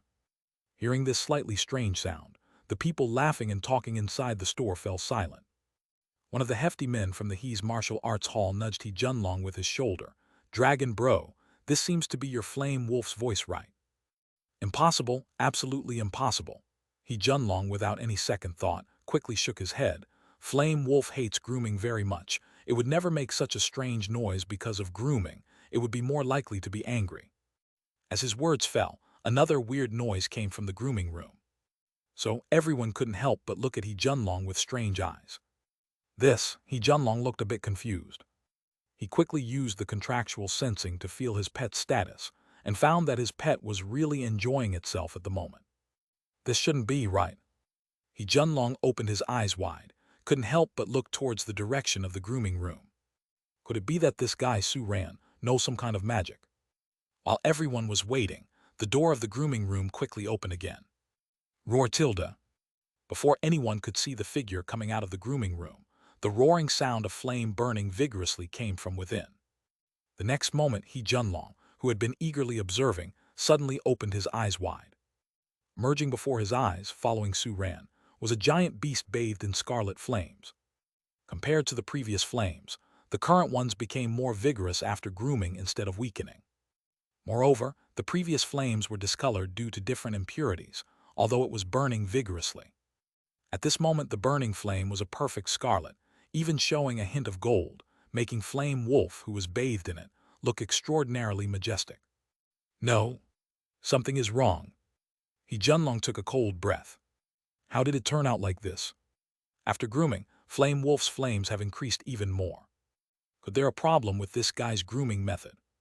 A Huo, put out your flames. Considering some possibilities, He Junlong's eyes flashed, signaling Flame Wolf to quickly extinguish the flames on its body. Chapter 328, 198 Little Bunny, watch out. Gulp tilde. The greedy Flame Wolf reluctantly shook its head. It loved its current flames so much that it couldn't bear to extinguish them for even a second. However, it still obeyed the Beast Master. It obediently extinguished its flames, allowing He Junlong to see every detail of its fur. At that moment, a wave of gasps broke out from inside the shop. He Junlong, who was closest to the greedy Flame Wolf, resembled someone struck by thunder, his face full of surprise and bewilderment. How is that possible? Originally, seeing such robust flames around the greedy Flame Wolf, he thought that Su Ran not only didn't clean the wolf, but rather made it dirtier. But upon seeing the current condition of the greedy Flame Wolf's fur, He Junlong was completely stunned. The fiery red fur was densely packed all over the greedy Flame Wolf's body. Each strand was extremely smooth, clinging to its strong body. Moving slightly with its actions under the light, the fur glowed, looking as if it had been waxed. Whether it was ablaze or had its flames extinguished, the greedy Flame Wolf's condition was more dominant and handsome than anything He Junlong had ever seen before. Such condition clearly indicated the excellent grooming it had undergone. He Junlong turned to Su Ran abruptly, intending to ask, how did you do it? But he decided not to, thinking that even if he asked, Su Ran wouldn't answer. He was a bit silent for a moment. Providing his most difficult pet for grooming, he thought it would be easy to find faults. But now, he couldn't find a single thing wrong with the greedy Flame Wolf. You have any other pets that require cleaning and grooming? Su Ran asked with a smile, showing no surprise at He Junlong's reaction. Yes, He Junlong gritted his teeth, transported the greedy Flame Wolf back to its previous summoning spot, and then let the hexagram star array shine again. Shortly, a brand new pet beast appeared on the spot. It was a pet beast with a particularly unusual form. It looked like a rustic armor swept up by a violent wind and assembled into a humanoid shape, its body empty, but two blue light points existed where the eyes should be. Next, groom it. He Junlong pointed to the pet beast by his side, crossed his hands over his chest, and a triumphant smile appeared on his face. This pet beast originally was an energy body pet beast, but after evolving, it obtained a partial physical form. Although it did not resist grooming like the greedy Flame Wolf, the grooming of this pet beast was not a simple task either for anyone skilled in grooming. Oh right, one more thing. I see your shop allows the Beast Master to accompany during the grooming process, He Junlong smirked. This time, I want to accompany you. He refused to believe that he wouldn't be able to find any faults while watching Su Ran groom his pets right in front of his eyes. No problem, Su Ran nodded, then looked at the second pet beast He Junlong had summoned with curious eyes. He had never seen this type of pet beast before. Race name, Wind Commander. Attribute, Wind attribute. Growth stage, Leadership stage. Body type, medium. Maintenance need. Review, the rustic armor conceals a forgotten past, and beneath its empty body lies a soul longing for comfort. Su Ran's eyes couldn't help but reveal a hint of surprise. This was the first time he had seen such a system evaluation. Interesting. He Junlong's second pet beast was a wind attribute creature, completely different from the earlier fire attribute. What exactly was the heritage of his martial arts hall? Come with me. Su Ran turned and walked towards the grooming room again. Although this wind commander seemed not simple, neither was he Su Ran. In the grooming room, there is nothing he couldn't clean. Except for Beast Master clients. He Junlong, followed by the Wind Commander, quickly caught up, staring at Su Ran with a look full of fighting spirit. This time he must find Su Ran's prob. The moment he stepped into the grooming room, Junlong's expression froze. What is? He quickly turned his head towards the suddenly open space around him, and then looked at Su Ran with astonishment. Space expansion technology. No need to be so surprised. Su Ran calmly gestured for the Wind Leader to lay down on the grooming platform. It's just to make the grooming room more spacious. Junlong. For some reason, he felt like he was being played by this guy. Within the He's martial arts hall, there was a special training room that had been opened up using space expansion technology. It had consumed most of his father's, the current headmaster of the He's martial arts hall, fortune. Therefore, he knew exactly how expensive such technology was. Junlong scoffed, sitting in the chair and watching Su Ran get ready to groom. He was now considering whether or not he could afford the damages if he vandalized this shop. Unfazed by Junlong's gaze, Su Ran's eyes were solely focused on the Wind Leader that was obediently lying on the grooming platform. It's troublesome. Very troublesome. Grooming this pet beast was not a simple task. This pet beast had some physical form. The armor and the light blue winds within it were all parts of its body. It was not difficult to clean the outer layer of the armor, but regular grooming methods could not clean the inside because that part was completely connected to the Wind Leader's body. And unfortunately, that was the dirtiest area. So, suddenly, Su Ran's hand held a transparent bag filled with tiny jade white granules, each one polished to perfection, similar in size to small pebbles.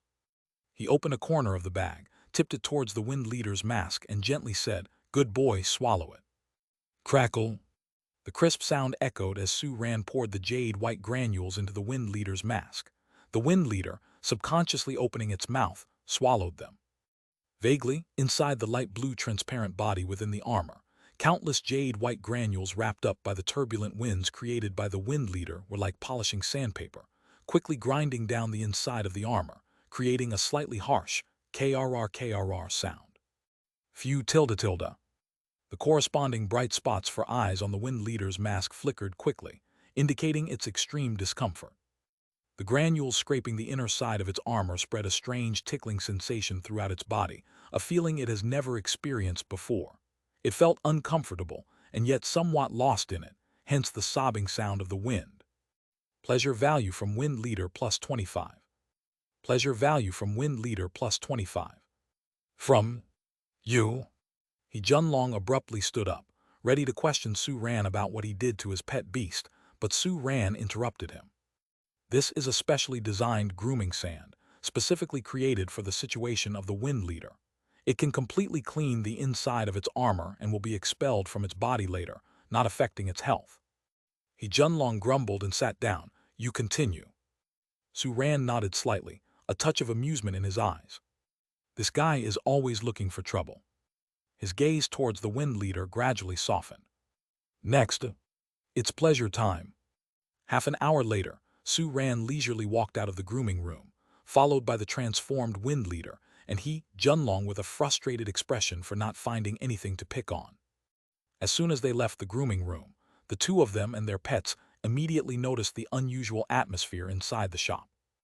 Those from He's martial arts hall who were previously noisy and discussing loudly were now standing respectfully as if they were weka birds, their hands folded over their bellies, standing upright as if they were being trained. In front of them stood a tall man with white hair, who emanated an unstoppable force, similar to a human-shaped wild beast, but was propped up on a cane. If you looked closely, you could see that the cane appeared to be made from the bone of a transcendent being, concealing its own fierce power. The man faced these apprentices with his back towards Su Ran and Junlong. However, Junlong's eyes widened in shock as soon as he saw him, and he let out a surprised exclamation. Grandpa! Hearing the voice behind him, the man turned around to reveal his slightly aged but still majestic face, slowly raising his cane. You little brat, prepare to be disciplined. Chapter 329, 199, Open-minded Grandfather Crack, smack, accompanied by a series of crisp sounds and continuous screams, the helpless Junlong soon had more than a few marks from a beating adorn his face and body. The sight was too horrifying to bear. Suran's mouth twitched slightly, but he had no intention of stepping forward to intervene. After all, it was a grandfather punishing his grandson. It was not his place to interfere. Furthermore, seeing the cane being wielded with such force as if it could easily shatter rocks, he did not want to step forward and invite humiliation.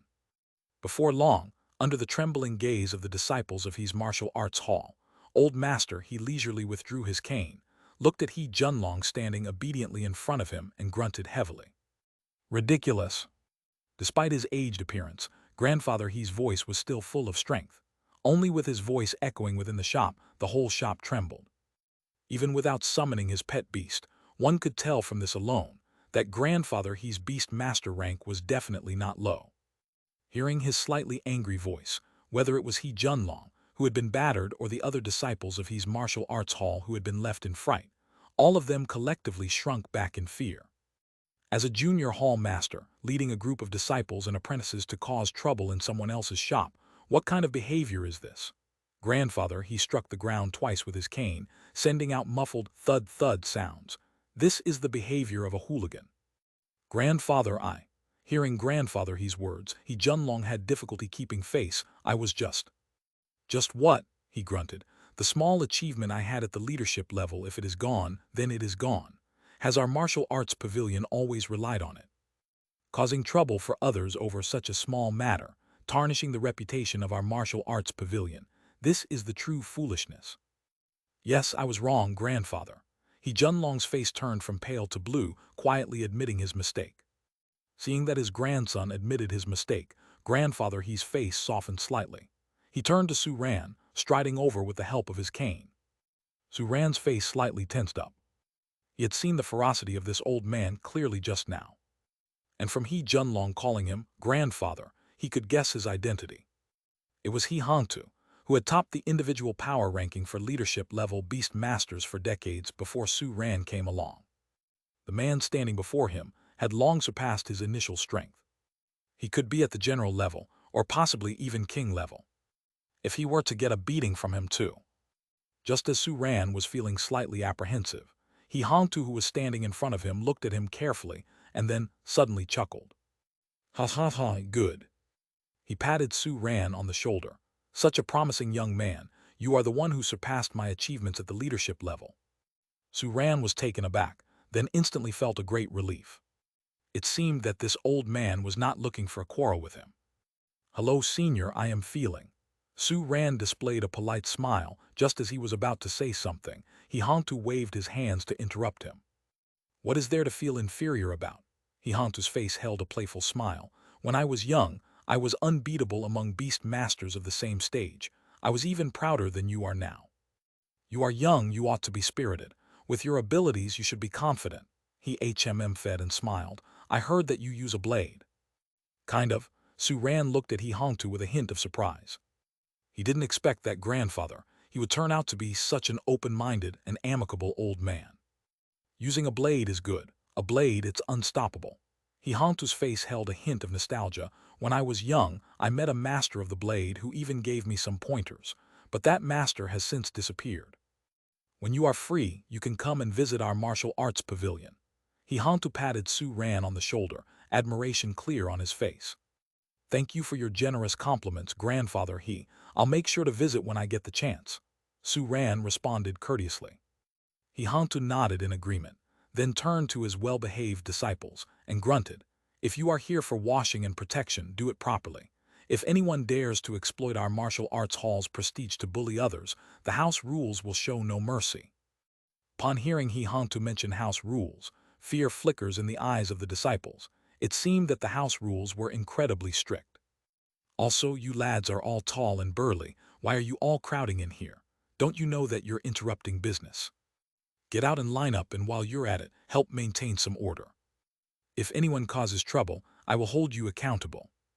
With grandfather He's words echoing, the disciples of the martial arts hall scampered out of the foster shop like a flock of scared birds, then obediently lined up outside the foster shop waiting for their turn. Watching the scene, Suran's face grew peculiar. Originally, he felt a bit of regret. Although grandfather He's appearance saved him some trouble, chasing away the disciples of the martial arts hall would also mean losing quite a few customers. There were bound to be some formidable beast masters among them, and he might have been able to acquire some good skills from them.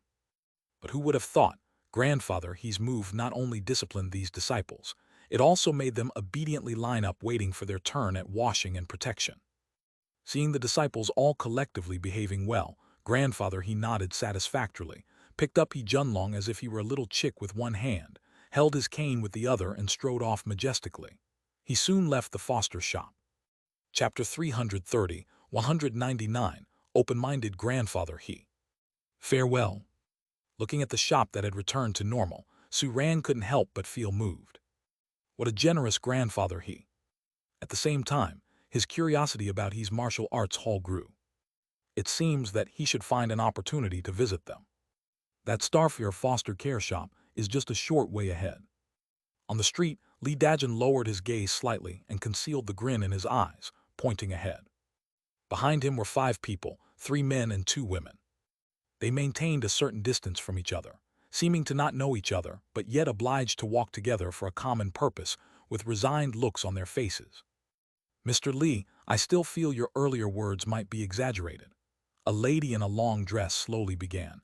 How can a pet shop that just recently opened pose a threat to our shops which have been operating for decades? HMPH tilde. After the lady finished, a middle-aged man with split-end whiskers sneered. Our beast-washing foster store will naturally not be threatened by such small fry, but it might not be the same for your Pearl foster shop. Then why did you come?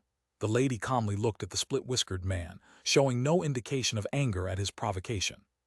The man with split whiskers did not answer, only adjusting his whiskers with his thumb and forefinger. A tall, thin man standing somewhat close to him spoke up. After all, Brother Du has the freedom to go where he pleases. Everyone knows that your Emperor foster shop and beast-washing foster store are in cahoots. What's the honor in bullying a woman? The man dressed most formally of the group snorted, while sneaking peeks at the lady. Ha, bootlicker, the tall man scoffed disdainfully. You, the formally dressed man's face grew cold, and was about to retort when he was interrupted by the only short-haired woman in their group. Is that it up ahead? The woman showed an expression of surprise as she pointed towards a shop not far in front of them. So many people are queuing up, didn't they just recently open? Upon hearing her words, everyone's attention shifted to the Starfire foster shop. Their countenances reflected their unease. After only a few days, such a long queue had formed. Lee Dajin's words were not false. If they ignored this, the business of their shops might indeed be affected. Lee Dajin was puzzled by the long line himself, but upon noticing a particular group of people, his smile widened. You misunderstand. Those queuing outside are not necessarily customers. Yesterday, the owner of this shop usurped the first place in the personal power listing for leadership-level beast masters, replacing Grandmaster He Hangtu of his martial arts hall, who had held the position for dozens of years. He also offended his martial arts hall in the process. These seemed to be people from his martial arts hall. The split-whiskered man interjected with an odd expression playing on his face. Mr. Lee, you're implying that. Exactly, these people are most likely here to cause trouble for this shop just like us. Lee Dajin chuckled, isn't it quite a coincidence? Regardless, even if they were really customers, they would not pose a threat to our Emperor foster shop. The tall man's face relaxed slightly and hastily added, his popularity is merely temporary. They won't be able to retain customers without proper service. Brother Chi is correct. The man with split whiskers subgroup consciously touched his beard with his forefinger and thumb, nodding in agreement. Hee, let's go. Lee Dajin laughed, a glint in his eyes. Let's see what the Starfire foster care shop is really capable of. Su Ran's appearance atop his head could be likened to trampling on Lee Dajin while he was advertising his own shop. Doing such a thing always came at a price. The group of 6 quickly walked towards the shop, ignoring the queue of disciples from his martial arts hall standing outside the door, heading directly towards the entrance. They were suddenly stopped by several muscular hands. Stop, the disciple from his martial arts hall who reached out to halt them looked stern. Can't you see we're all queuing? Go to the back. Queue? Lee Dajin momentarily felt awkward as he readjusted his glasses. For some reason, he had a sudden premonition. The expressions of the 5 pet shop owners standing behind him shifted slightly. Who would queue up when they came looking for trouble? Unless these guys weren't here to stir up trouble, but really brought their pet beasts for fosterage or other business at this shop. Haha, you misunderstand. We're not here for any washing and protection services or other business, Lee Dajin chuckled. We're here to speak to the boss of this store. Is that so? The leading disciple from his martial arts hall looked at Lee Dajin incredulously, slowly lowering his hand that was in front of him. Then I apologize for misunderstanding. After him, the others who had their hands out to stop the 6 men also slowly put their hands down. Without saying a word, Lee Dajin walked straight into the shop. But those who followed him in were no longer the original 5. The beautiful woman's eyes shone with curiosity as she suddenly reached out to stop the shorter-haired woman next to her, subtly shaking her head. The shorter-haired woman's eyes flickered, seemingly catching on to what the beautiful woman was implying, and stayed put, not making a move to follow. The well-dressed man who had always been observing the beautiful woman also silently stopped in his tracks now. The only ones who followed Lee Dajin were a small mustachioed man and a skinny tall man. One was the owner of the Beast Washing Foster store, and the other was the owner of the Emperor Foster shop. The former was recognized as the top foster store offering washing and protection services in Xi'an City. The latter was the only shop in Xi'an City that could foster Overlord Stage and Emperor Stage pet beasts. Even Chairman Fang, who was an Emperor-level beast master, had once fostered his pet beasts at this shop. Welcome to Su Ran, who had just finished the washing and protection service for a previous customer, sensed someone entering the store and instinctively greeted them. Puzzlement filled his eyes as he glanced at the queue that was still a long line outside the door. I'm sorry, please join the queue. Haha, it seems Boss Su Ran has misunderstood something, Lee Dajin said with a push of his glasses and resumed his smile. Allow me to introduce, this is. I'm sorry, everyone has to wait in line, Su Ran pointed outside unflinchingly. With so many customers waiting in line, it wouldn't be fair to let someone cut in. Interrupted, anger flashed across Lee Dajin's eyes. Before he could continue, the mustachioed man behind him grunted, quite arrogant, aren't you?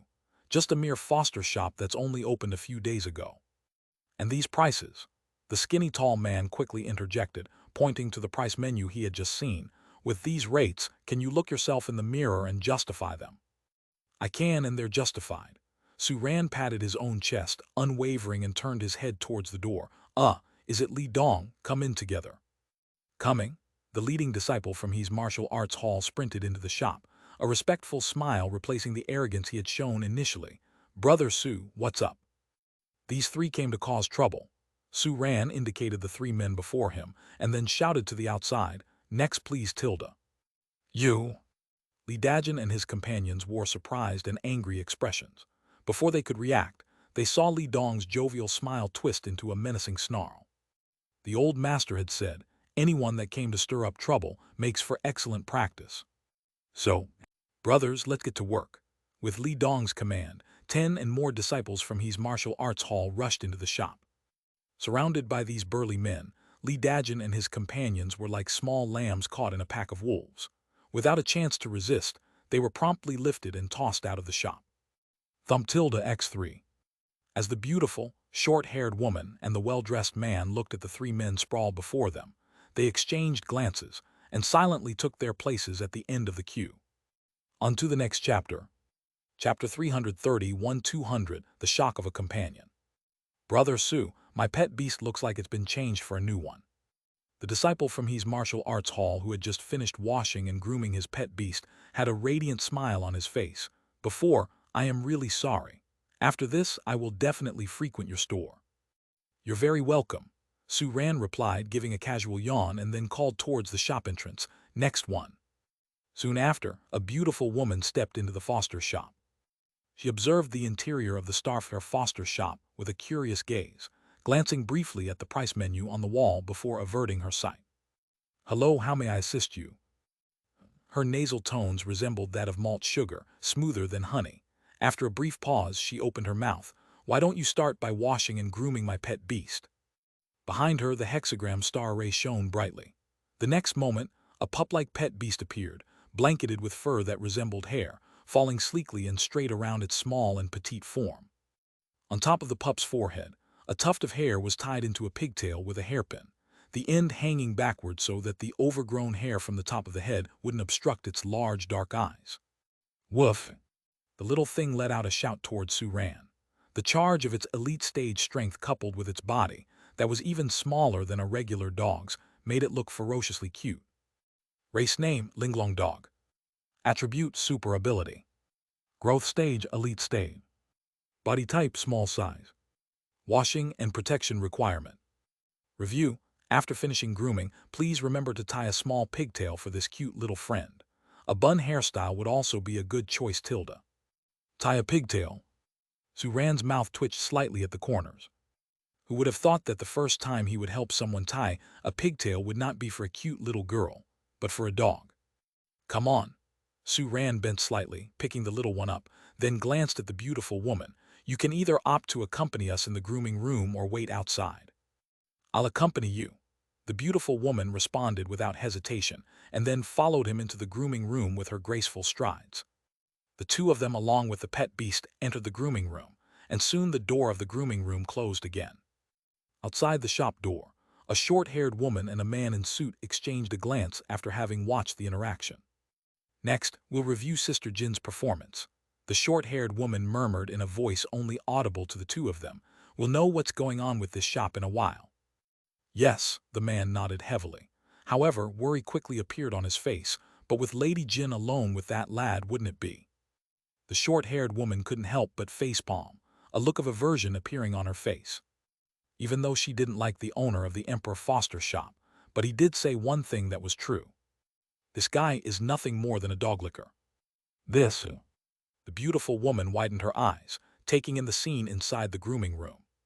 At first, she only thought that the grooming room was somewhat more spacious than she imagined, but it didn't take long for her to realize that this was more than just a bit larger. The space here far exceeded the size normal for a shop's interior. With this bizarre situation, there seemed to only be one possibility: space expansion technology. Such technology was something her Pearl Foster shop didn't have the capabilities to implement even if they wanted to. And even if they could, she certainly wouldn't afford to do so. Because the cost of using space expansion technology to create space far exceeds the cost of creating an equal-sized space by constructing a building. Yet the youngster in front of her effortlessly utilized such valuable technology to expand his grooming room. Understanding surfaced in the woman's eyes. She finally understood why the trio Li Dajin was thrown out earlier. No one from the trio could even compare to the depth of resources that this youngster displayed. It's natural he wouldn't care about them. A stir in the grooming room interrupted the beautiful woman's chain of thoughts. Looking at Suran and the Linglong dog who had already started grooming, the beautiful woman took a deep breath and sat straight, keenly observing every moment without batting an eye.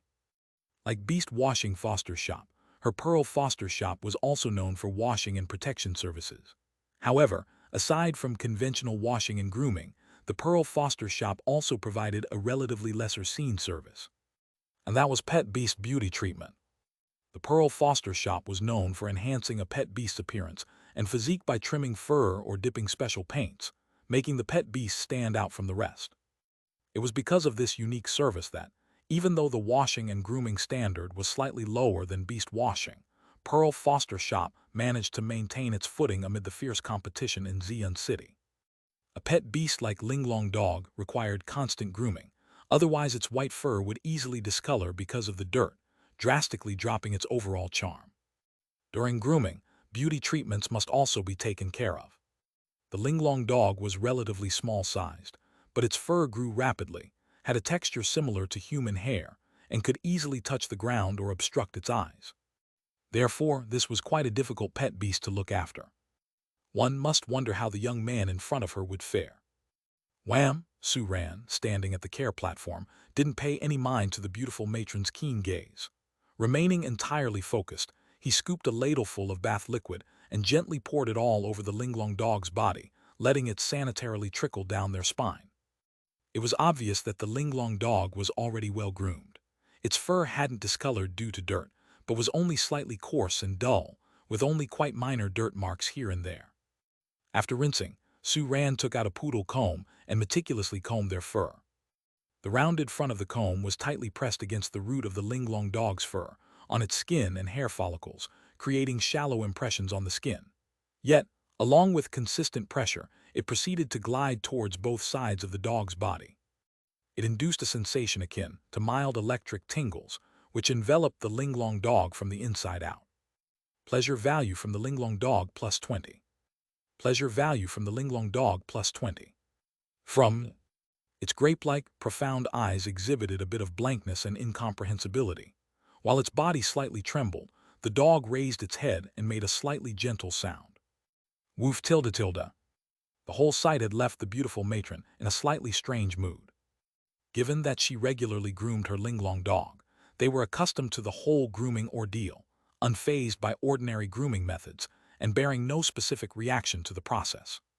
Why was it that under this young man's care, the Linglong dog made such contented expressions? Could it be that his grooming skills were truly that extraordinary? Observing Su Ran gently comb the Linglong dog's fur, its bewildered eyes, and its slightly strange noise, the matron couldn't help but shift her body around, an ineffable, peculiar feeling coursing through her. Swiftly, Su Ran finally managed to comb the Linglong dog's fur smoothly down both sides along its spine, parting the fur from the middle. Upon completing the initial wetting and combing, Su Ran immediately initiated a deep fur treatment and washing process for the Linglong dog. The dog's voice grew progressively odder, and the matron couldn't help but squirm here and there. Nevertheless, her expressions grew more and more focused, mirroring the continuous grooming process. After an unnoticeable period of time passed, Su Ran used a hairdryer to thoroughly dry the Linglong dog, taking out a small pouch and retrieving a sharp pair of scissors. Was he about to start grooming it? The matron promptly sat upright. Under her attentive gaze, Su Ran drew a deep breath and started his artful cutting. Under the lights, his scissors gleamed frostily, dancing around the Linglong dog's body. As more and more white fur flew into the air, the outline of the dog's body underwent rapid transformation. The Linglong dog, whose side fur had already grown past its paws and nearly grazed the floor, had now become a short-furred dog after Su Ran's trimming, the transformation transpiring in a merely few breaths. However, its fur was not entirely cut off. The hair on the dog's ears, head, snout, limbs, and tail was preserved to an extent, leaving those parts longer. The final outcome did not look remotely like the Linglong dog of before, but its cuteness had burgeoned multiple times following Su Ran's grooming. The matron's eyes inadvertently widened. Such a trimming method was unimaginable to her, yet the result was nothing short of superb. She looked at Su Ran with a gaze filled with incredulity. This young man was surprisingly proficient even in pet grooming. Phew! After quickly grooming and removing the leftover fur from the dog's body, Su Ran casually fashioned a cute topknot on its head. He then picked it up and handed it over to the matron. Done. Have a look at the new style. After handing the Linglong dog over to the matron, Su Ran wiped off the beads of sweat on his forehead. Filling in for Tony, proving to be quite nerve-wracking indeed. Achoo! In the Starfare Foster shop in Kingju City, while grooming a flame fox, Tony suddenly sneezed. He then rubbed his nose. Strange, why do I feel like someone is missing me? Mr. Tony, I reckon you're having an illusion. Sitting at the wall seat inside the grooming room, Su Xiaoxiao couldn't hold back her forehead smack. Also, isn't your grooming taking a bit too long? Too long? Tony came back to his senses and looked at the flame fox lovingly. No, not long at all. Suddenly, Tony's strange laughter echoed around the grooming room. Little fox tilde hi yeah tilde. Inside the grooming room, Su Xiaoxiao sighed deeply and looked speechlessly at the ceiling. Being alone while grooming the pet sometimes proved to be quite helpless. Previously, when Boss Su was around, she could be felt at ease leaving the flame fox alone in the grooming room. But now, even if she accompanied the flame fox, she could not shake off her worries. Tony's grooming process was truly frightful. Woohoo, when will Boss Su return? An orthodontic bracket popped out in the middle of the night. I must stop here tonight and think about how to tackle this issue. If I sort it out by tomorrow, I'll make up for the 1,000 words that are lacking today with a 5,000 words chapter. Chapter 332, 201. You're so rich, why do you have to compete with us for business? Taking the Linglong dog carefully, the gossip began to change from an initial surprise to shock. Some details after washing and protection are not immediately obvious. A $1,000 wash and a $10,000 wash, looking from afar, both look clean and tidy. But if you touch it and observe it up close, you can clearly perceive the difference. Like at this moment. Before holding the Linglong dog, The beautiful woman had recognized Su Ran's washing and protection skills, but didn't think his grooming could reach beast washing level. She just thought his technique was very unique, and the grooming process made the pet beast quite comfortable. After observing the state of the Linglong dog's fur and the condition of the skin under the fur up close, the beautiful woman realized how shallow her previous thoughts were. At this moment, each strand of the Linglong dog's fur was shining with a vibrant light under the lamp. The surface appeared to be covered with a sleek coating, and it had a touch that was intoxicating. Beneath the soft fur, the Linglong dog's hair follicles and skin were as tender as a newborn's, and the slightly pink complexion made the beautiful woman couldn't help marveling. Whether it's a human or a pet beast, they will age with time. The skin and fur, which are the most frequently exposed to the outside world, are the first to bear the brunt, and no matter how much care is taken, it is impossible to return completely to the original state. But Su Ran seems to achieve this at this moment. If she had not seen it with her own eyes, the beautiful woman would even think that Su Ran had cut off all the hair of the Linglong dog and stimulated the growth of new hair. Otherwise, how could the already irreversible damaged hair present a newborn texture? She couldn't achieve this grooming technique, and neither could beast washing. In addition to the grooming effect, the precision of Su Ran's hair trimming also far exceeded the beautiful woman's expectations. Hair trimming is not like chiseling stone sculptures where you can shape the desired contour and style, because hair is dynamic. If you simply trim the desired shape according to the stage of hair growth, as soon as the hair is gently shaken, this shape can no longer be restored. Because the stacking order of the hair changes, and these hairs are uneven after being trimmed, the shapes they form naturally change as well. So, hair trimming requires partitioning and blocking the hair in different parts in different areas, and then trimming according to different parts to finally sort out the desired shape. In this process, the meticulousness of partitioning and blocking determines the precision of the overall styling. The more meticulous the partitions, the more they can maintain the overall effect. No matter how much shaking, the style can be easily restored. And Su Ran's styling seemed to have a different trimming approach for each hair. The level of precision completely exceeded the beautiful woman's imagination. As the person who has the most say in pet beast grooming in Xi'an City, she knew very well that her skills were just playing the lute to a cow in front of this man. Linked to the guess brought about by the accidental discovery of the space expansion technique in the grooming room just now, the beautiful woman suddenly felt that the young man in front of her was full of mystery. "Are you satisfied with the result?" Seeing that the beautiful lady didn't answer, Su Ran couldn't help but ask again. Sorry, I was a little lost." The beautiful woman suddenly came back to her senses, took a deep breath, glanced at Su Ran with complicated eyes. "Your grooming effect has exceeded my expectations. I'm very satisfied." "That's good," Su Ran nodded slightly. The grooming was easy enough, but it was his first time trying to groom a pet beast. If it weren't for the relevant knowledge and skills granted by the system, he wouldn't have been able to do it. Therefore, it was necessary to ensure the customer was satisfied. The beautiful woman looked at Su Ran. Her eyes showed a moment of hesitation, and then she made up her mind. "I'll introduce myself. My name is Jin Mingju. I'm the owner of the Pearl Foster Shop." Pearl Foster Shop. A hint of surprise appeared on Su Ran's face. He didn't expect that the woman in front of him was in the same business. Speaking of which, he had also heard of the Pearl Foster Shop in the past few days. It was another famous foster shop in Xi'an City, the most distinctive feature of which was the pet beast grooming service, something that many foster shops do not have. Thinking of this, Su Ran glanced at the Linglong dog in the woman's arms. No wonder she brought such a pet beast for him to groom. "I'm really ashamed. I didn't expect to meet for the first time in this way." Jin Mingju shook her head helplessly. "It was Li Dajin who contacted us, constantly mentioning the threat your store posed to us, inviting us to come today." Li Dajin. A hint of surprise appeared on Su Ran's face. Oh, it's him. He remembered that Li Dajin had brought 2 people to his store before, but because they hadn't queued and chose to skip the line, and they were making a racket in the store, he had asked the disciples from his martial arts hall who were standing outside to help get them out. Everything else was fine, but affecting his reception of customers and earning pleasure value was absolutely unacceptable. So the 2 people who were following Li Dajin before, Su Ran suddenly thought of something and looked a little strange. The 2 of them are the owners of Beast Washing Foster Store and Emperor Foster Shop, Jin Mingju whispered. That, Su Ran was at a loss for words. Having stayed in Zion City for a few days, he had some understanding of the more famous foster shops around here. Before he arrived, beast washing was widely known as the best in grooming services. Chapter 333-201. You're so rich, why do you have to compete with us for business? The Emperor Foster Shop was likewise extraordinary. It was the only foster shop in Zion City where one could entrust pet beasts of the Overlord and Emperor stages. On this point, it even surpassed the current Starfire foster care shop. It was said that the shopkeepers of these two stores had a rather good relationship.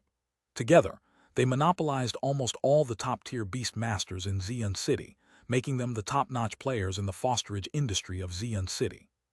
Did he truly just dispatch these two individuals like that? Hiss. Suran couldn't help but stroke his chin, suddenly feeling a surge of extraordinary confidence. However, his face didn't reveal any worry. The washing and protection service at the Beast Washing Foster store couldn't compare to his. As for the Emperor Foster shop, if nothing unexpected happened, once the system was upgraded again, his shop would be able to receive pet beasts of that level, so there was no need to be too nervous. Jin Mingju, who was constantly observing Su Ran's face for any changes, became even more certain of her suspicion upon observing his calm demeanor.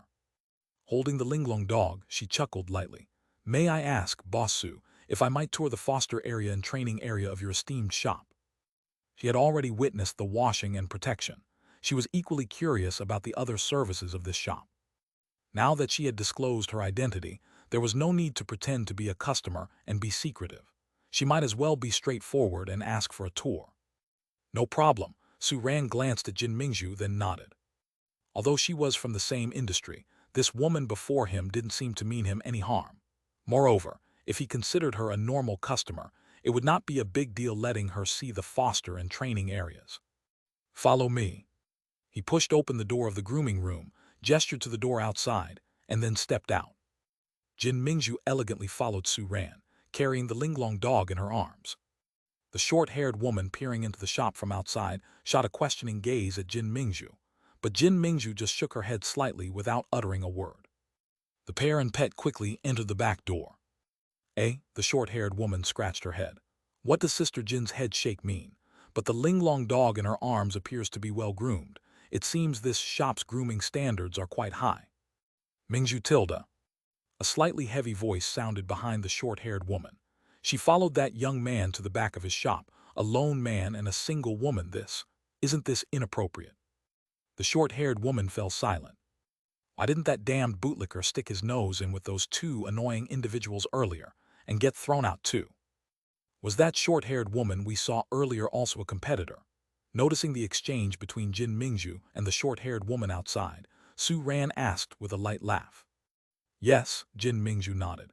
She is the daughter of the owner of Huyun Foster Shop, presently managing the shop herself. Huyun? Su Ran's facial expression became somewhat peculiar. That was also a well-known foster shop in Zion City. Different from the other shops, it was rumored that this foster shop had ties to prominent figures. As a result, it continued to enjoy a large, stable customer base, despite its service standards only being merely above average. He hadn't anticipated that she'd visited as well. My small shop, which only recently opened, is being noted rather quickly by peers, Su Ran said, shaking his head in disappointment. Boss Su, this cannot be considered a small shop, Jin Mingju chuckled and shook her head, then glanced at the underground passageway they were currently in. We're heading down, so are the foster area and training area of the Starfire foster care shop located underground? Yes. Su Ran's voice paused as he gazed into the suddenly revealed, vast space ahead. We've arrived. On seeing the enormous foster area that seemed to go on forever, Jin Mingju's pupils constricted dramatically. Clearly, this was another use of space expansion technology. Moreover, compared to the expansive space before them, the grooming room on the ground floor that had only been expanded several dozen times seemed less than significant. The resources required to create a space of this size represented a figure far beyond what Jin Mingju dared to imagine. Her gaze aimlessly scoured the vast space, quickly locating 6 distinct areas within the foster area. Unlike the desolation that surrounded them, each of these 6 areas sported a unique environment and landscape, harboring a pet beast each. Based on the growth stage of the pet beast, the size of the terrain varied. Undoubtedly, these environments and terrains were customized. A touch of numbness crossed Jin Mingju's expression. While her foster shop did utilize similar technology, it came with a hefty price tag. Compared to the extravagance of space expansion technology, she felt this was relatively affordable. Recalling Starfare foster care shop's fostering price, Jin Mingju couldn't help but murmur, "Boss Su, isn't your price a bit low?" Yes, she was starting to feel that Su Ran's prices were too low. "Do you think they're low?" Su Ran smiled. "I've always charged this much." His rates may indeed be lower than their competitors, but he knew better. Money wasn't that important to him. The pleasure, value, and resources gained from the system skills were what mattered most. "That's the entrance to the training area. Let me show you around." Su Ran paused his steps, pointing towards the elevator passageway up ahead, gesturing for Jin Mingju to follow. "The training area, huh?"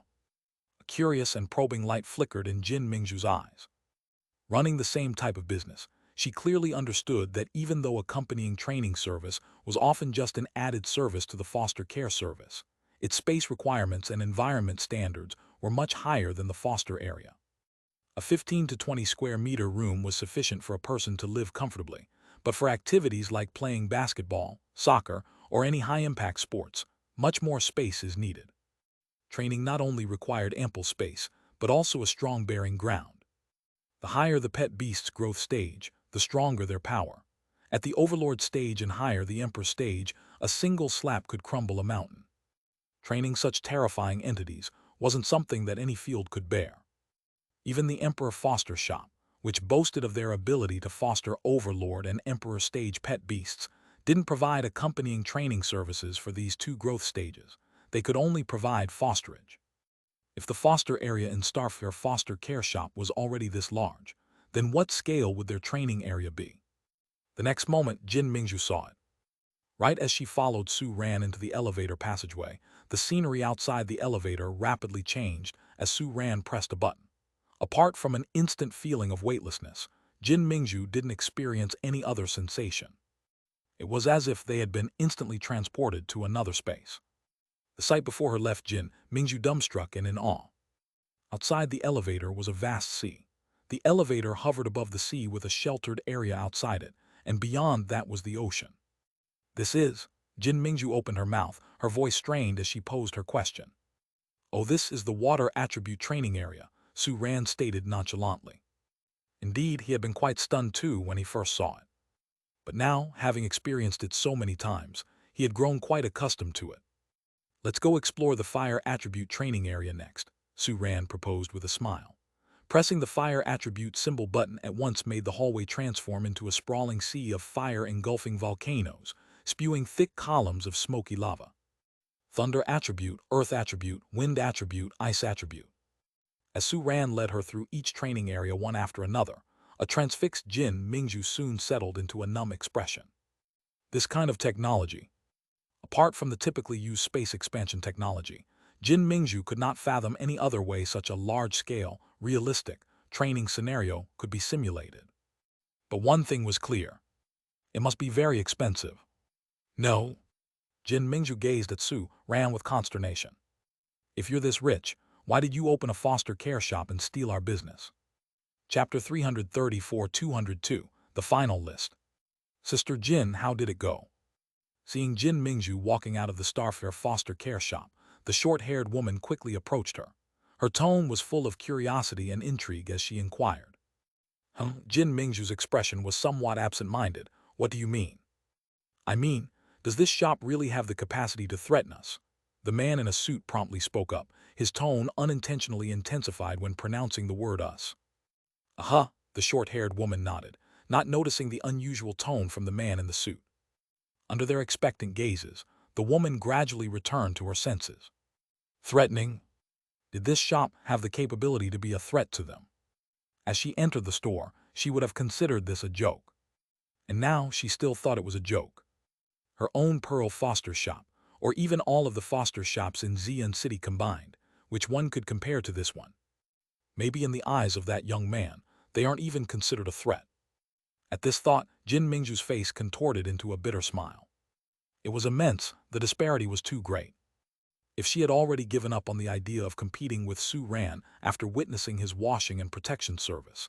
Then, after seeing the foster area and training area led by Sue Ran, she no longer harbored thoughts of being an enemy. "Let's go." Seeing the two still expectantly waiting for her opinion, Jin Mingju gave a resigned sigh and wordlessly turned to the street they had arrived from. "Take my advice and do not make an enemy of this shop in the future. About this shop, it's better that you two remain oblivious." Huh? The short-haired woman was slightly taken aback by Jin Mingju's words. Who is Jin Mingju? She is a well-known figure in the pet fostering industry in Xi'an City and is renowned for her grooming skills. However, such an ambitious and vivacious woman is now speaking with such a defeated and depressed tone.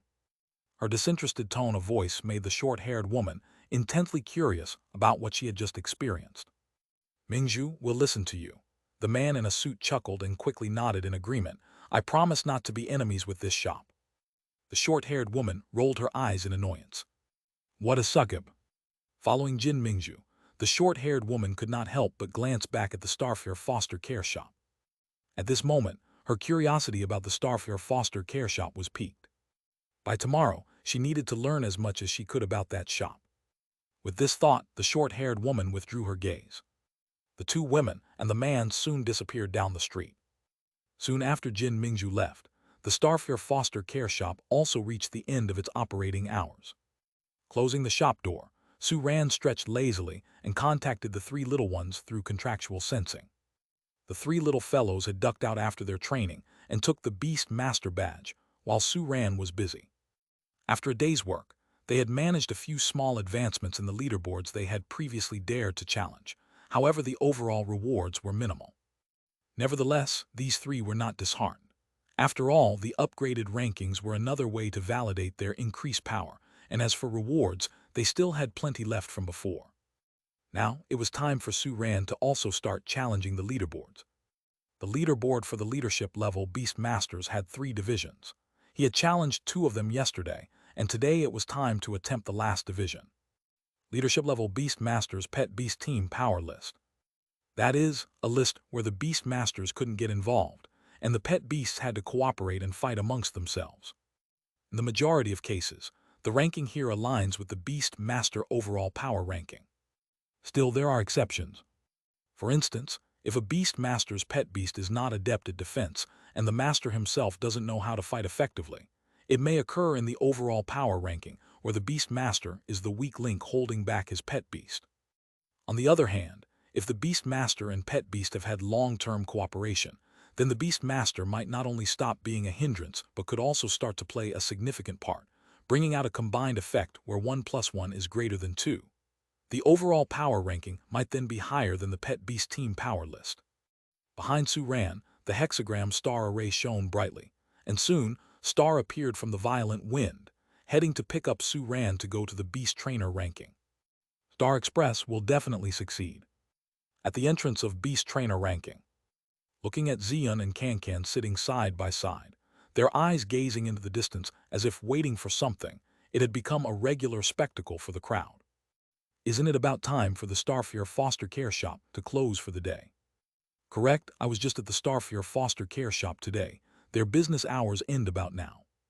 With the attention from the Beast Trainer ranking and newspaper reports, Starfare foster care shop must be getting a lot of customers, right? This person isn't just a formidable beast master, he's also a cunning businessman who could come up with this kind of idea. I wonder if others will follow suit.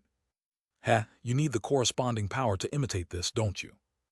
Well, I've heard that a beast master named Chin can have started leasing pseudonyms. As long as the payment is generous, he can change his name on the leaderboard to match the shop name or any other name. Is that even possible? Are we getting sidetracked? Shouldn't the main point be how Starfare foster care shop still managed to finish the day's business with so many customers? Is that the focus? Shouldn't we be discussing whether Starfare foster care shop service was good or not? The people present all turned their eyes to a member of the crowd who had claimed to have visited the shop that day. I only went for the washing and protection service, so I can only say a bit on that. It's quite expensive, twice as much as the beast washing, he said candidly. But the washing and protection from this shop are far better than the beast washing. I took my pet beast and entered the ranking after finishing today's service, and our position advanced by more than 300 places. Who would have thought this gentleman here is some big shot on the ranking board? Which board? What rank? That's quite a bit of advancement. Elite Pet Beast Combat Power List, currently ranked 6432. PSH, scoffed the questioner, rolling his eyes. Over 6,000 doesn't even make it on the leaderboard. Only the beast masters themselves can check the score. And it's also at the elite level. Improving by a few hundred places at this level doesn't seem out of the ordinary. However, this person's words incited a look of contemplation and interest on the faces of many onlookers. Maybe they should check it out in a few days. Here he comes. The cunning businessman is here. A sharp-eyed person in the crowd interrupted everyone's thought process. Even today, many people don't know Su Ran's real name.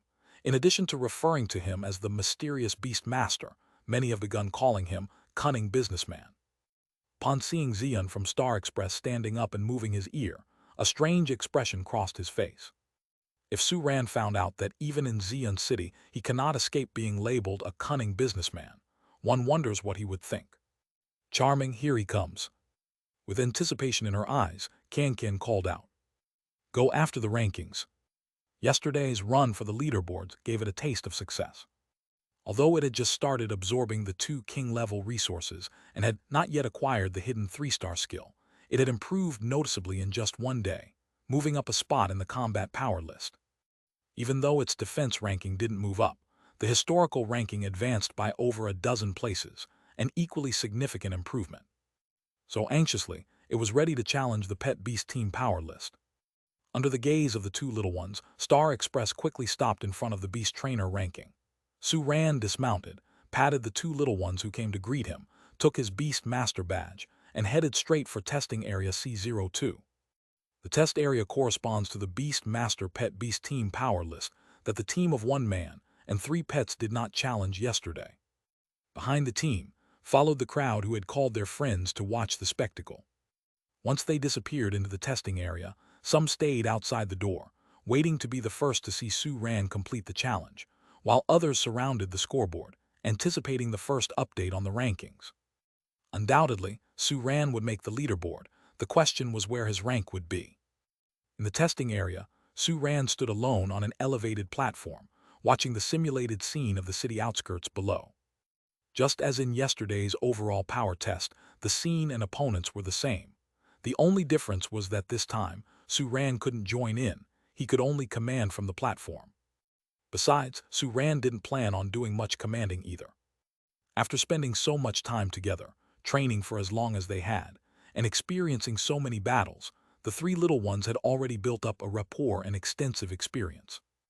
They no longer needed Su Ran's command for every move as they did at the beginning. Instead, were capable of making their own decisions and actions. So, let me see the full extent of the 3 of you now. As Su Ran's voice echoed in the minds of the 3 little ones simultaneously, a battle intent rose in their eyes. Su Ran was watching them from above. The situation was similar to a child performing on stage while the parents watched from below. At this moment, the only thought in the minds of the 3 little ones was to give their all and show Su Ran their power. With a loud roar, Can's figure swelled up, kicking up a gust of wind while transforming into a movable mountain. Unseen pressure, accompanied by the shimmering dragon turtle light patterns, rolled in all directions. Xian, though not as impressive in size right beside Can, also exploded with the same intimidating force that was impossible to disregard. Its domineering presence and rogue electric arcs filled the air. Accompanied by a clear cry, dark patterns emerged on Can and Xian, which propelled their aura to new heights, peaking in an instant. The battle that belonged to the threesome commenced in an instant. 3,000 words today. I had to adjust my braces. Toothache got me out of shape, so I could only meet the standard with 7,000 words. Chapter 335-203, a bet that seems unwon. How long has that deceptive shopkeeper been inside? Roughly about half an hour now. The spectators waiting in front of the current leadership level Beast Master Pet Beast Team power list looked at one another and broke into vivid discussions.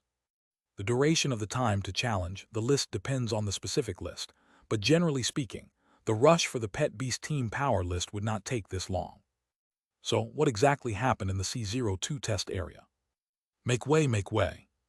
A slightly arrogant voice brought temporary silence to the spectators around, and an invisible force cleared a path through the crowd. Soon, two figures stepped forward from the back of the crowd, appearing in front of the list. In response to such brazen behavior, no one in the crowd displayed anger or dissatisfaction, because these two arrivals were not strangers. Standing in the front is a bald youth. He's not particularly tall, but his sports attire combined with his rugged facial features and a conspicuous and ferocious scar on his bald head made him appear rather intimidating. The moment they saw him, a fraction of the crowd couldn't resist casting their eyes towards the second place on the current Beast Master Pet Beast Team Power list. Number 2, City, Pet Beast Team Power, 341,239. Apart from having a high ranking on the list in front of them, the bald man currently also ranks third on the Beast Master overall power ranking. Su Ran's ranking after challenging the list yesterday was just below his, with not a big gap between them. The person standing behind him appeared a few years younger, hair tied back with a headband, causing the hairs on his forehead to stick up, not much different from a mohawk. The one who spoke out earlier was him. His flamboyant hairstyle matched his slightly arrogant voice, and his skills definitely lived up to this boldness.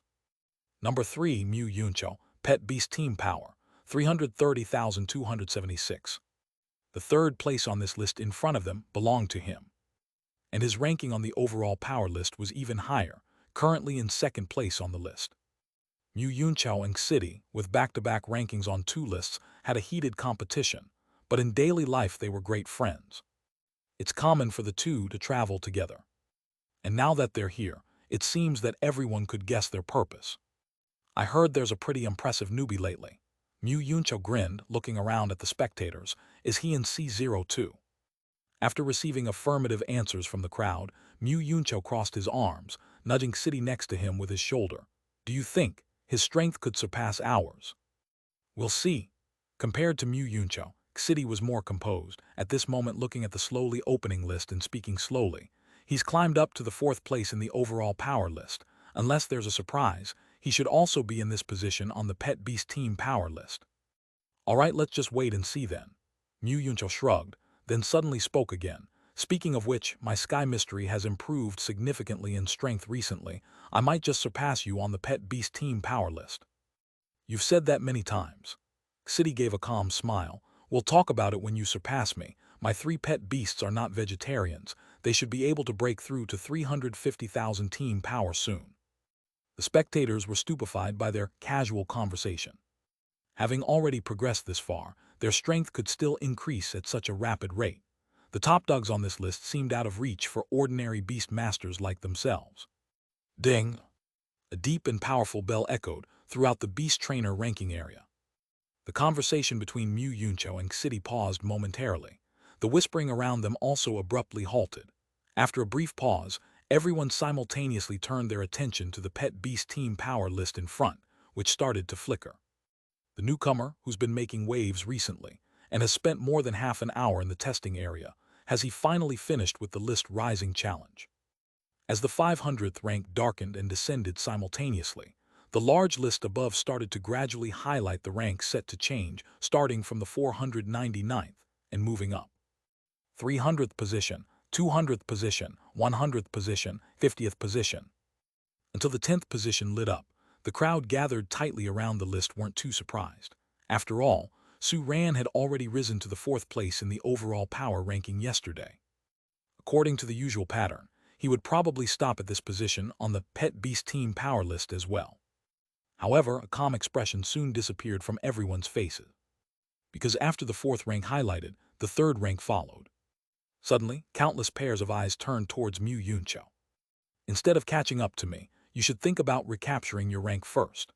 After waiting silently for a while, City breathed a sigh of relief as he made sure his 2nd place was not going to light up, turned to look at Mu Yuncho with a bit of a smirk in his voice. Mu Yuncho. Watching his own rank drop to 4th, replaced by a brand new name, his expression instantly turned sullen. Wait for it. Mu Yuncho lifted his head to seriously read the words on the big screen. Number 3, Starfare Foster Shop, Pet Beast Team Power, 337,742. Just a few thousand powers difference. I'll surpass him in no time. He snorted and began walking towards the C-02 area. But the very next moment, his steps faltered. Chapter 336-203, a bet that seems unwon. At this moment, the crowd carved out a path. As Su ran with his fatigued three little ones moved from area C-02 to the front of the ranking board. The battle, lasting over half an hour, was a considerable test for the three little ones. Can and Star, who possessed the endurance skills, were fine. However, for Xian, such a long full-throttle combat was almost impossible. The reason they were able to maintain such a long battle today had to do with Star's good luck. Perhaps it was because Star was naturally compatible with the ability called the Fate Necklace. On the first day of obtaining the Destiny Chain skill, Star successfully acquired the hidden 3-star skill within. As a result, it became the first among the three little ones to obtain skills from a king-level resource. Because of this skill, during today's battle, Star continuously transferred its own power and Can's power to Xian, providing a strong endurance for Xian's explosive output. If it weren't for the fact that the proficiency of the Fate Necklace was currently at the Stardust level, there would be certain restrictions on the output power. They could have fought for an even longer time. The ability to maintain continuous combat is clearly one of the standards used to measure the power listing. Therefore, the three little ones performed better today. Third place, Su ran, who had proceeded to the front of the leaderboard, glanced at this rank and nodded approvingly without paying attention to the surroundings. He had witnessed all the efforts of the three little ones and was pleased with their rank. But then his gaze flickered, seeming to find something interesting. It seemed that the two people listed ahead and behind him were the same ones who were previously ahead of him on the overall power list before. If he hadn't surged to the top today, their rankings should have been next to each other on this very list. So, this Mu Yunqiao City. Su Ran touched his chin and couldn't help but mutter, would it be inappropriate if I separate them? The volume of Su Ran's voice was not loud, yet definitely not small either. In an instant, an eerie silence fell over the crowd. Many turned their attention to the two unsuspecting individuals he had just mentioned. Mu Yunqiao glared and pointed at Su Ran. Just you wait, I'm going to beat you. Having said this, he headed in the direction of the C-02 testing area with great determination. What? Su Ran blinked in confusion. The next moment, a hand stretched out in front of him. Nice to meet you, my name is City. The guy just now was Mu Yunqiao. City chuckled. Huh? It was only then that Su Ran realized that the two he had randomly mentioned both happened to be present at the scene. Embarrassed, he extended his hand to shake hands with City. Sorry, I didn't recognize you. It's nothing. City waved his hand in disinterest. However, Yunqiao is quite competitive. It will be hard for you to maintain your third place. Is it? Let's see. Su Ran glanced in the direction of Area C-02. Their powers were pretty close, so the opponent indeed had a chance to surpass him. But even if he was temporarily overtaken, he was confident to push past again. Not long after, the solemn sound of a bell echoed. The rankings of Mu Yunqiao and Su Ran highlighted simultaneously and then swapped under everyone's gaze. Su Ran, who had just advanced to third place, fell back down to fourth. Third place, Mu Yunqiao, Pet Beast Team Power, 339,233. Fourth place, Starfare Foster Care Shop, Pet Beast Team Power, 337,742. Soon an enthusiastic Mu Yunqiao returned, glancing at Su Ran triumphantly. To surpass me, you have to work harder. Unwilling to accept their hard-won rank being suppressed again, all of the three small beasts wore unconvinced looks on their faces. They wished they could immediately seize back their ranking, but their hearts outran their strength. Leaving aside the fact that the three little ones were currently exhausted, the side effects of Xian's scarlet battle intent hadn't fully dissipated, and its fighting attribute power couldn't be used temporarily. Su Ran touched his chin and looked at Mu Yunqiao, who seemed eager to fight. If that's the case, I'll come back around the same time tomorrow. Come on, I'm not afraid of you. Mu Yunqiao was immediately fired up. After City, he finally found another competitor. This excited the ever-eccentric and combative Mu Yunqiao. The ranking will be settled the day after tomorrow. I'm looking forward to seeing if you can surpass me. We'll see about that. Su Ran smiled and then, reminded by some past events, took the initiative to speak. How about a bet? Betting on what? Mu Yunqiao grinned. Let me hear it. If I win, come to my shop for 10 grooming sessions. Su Ran smiled and spoke. Let's just talk about what happens if you lose. Mu Yuncho was quite confident in holding his rank on the list tomorrow and immediately replied. If I lose, you can come to my shop for 10 grooming sessions for free, said Su Ran without hesitation. During Mu Yuncho's testing process, he gleaned some information about his pet beast from the idle chit-chat of the onlookers nearby. Mu Yuncho had a super ability attribute pet beast called Sky Mystery, which was the strongest among his 3 pet beasts, possessing a skill called Moving Shadows. This skill wasn't a super ability attribute skill, it was attributeless. However, Su Ran didn't find this skill among the 3-star common skills that could be exchanged, implying that it was a unique skill. The effect of Moving Shadows was simple but appealing. It could instantly swap places with a specified object. The fact that Mu Yuncho could get a higher rank in the overall power listing than in the Pet Beast Team power listing was closely related to this skill. Since he could swap places with Sky Mystery at any time, Mu Yuncho not only wouldn't be a drag during fights, but he could also make the overall team cooperation more versatile.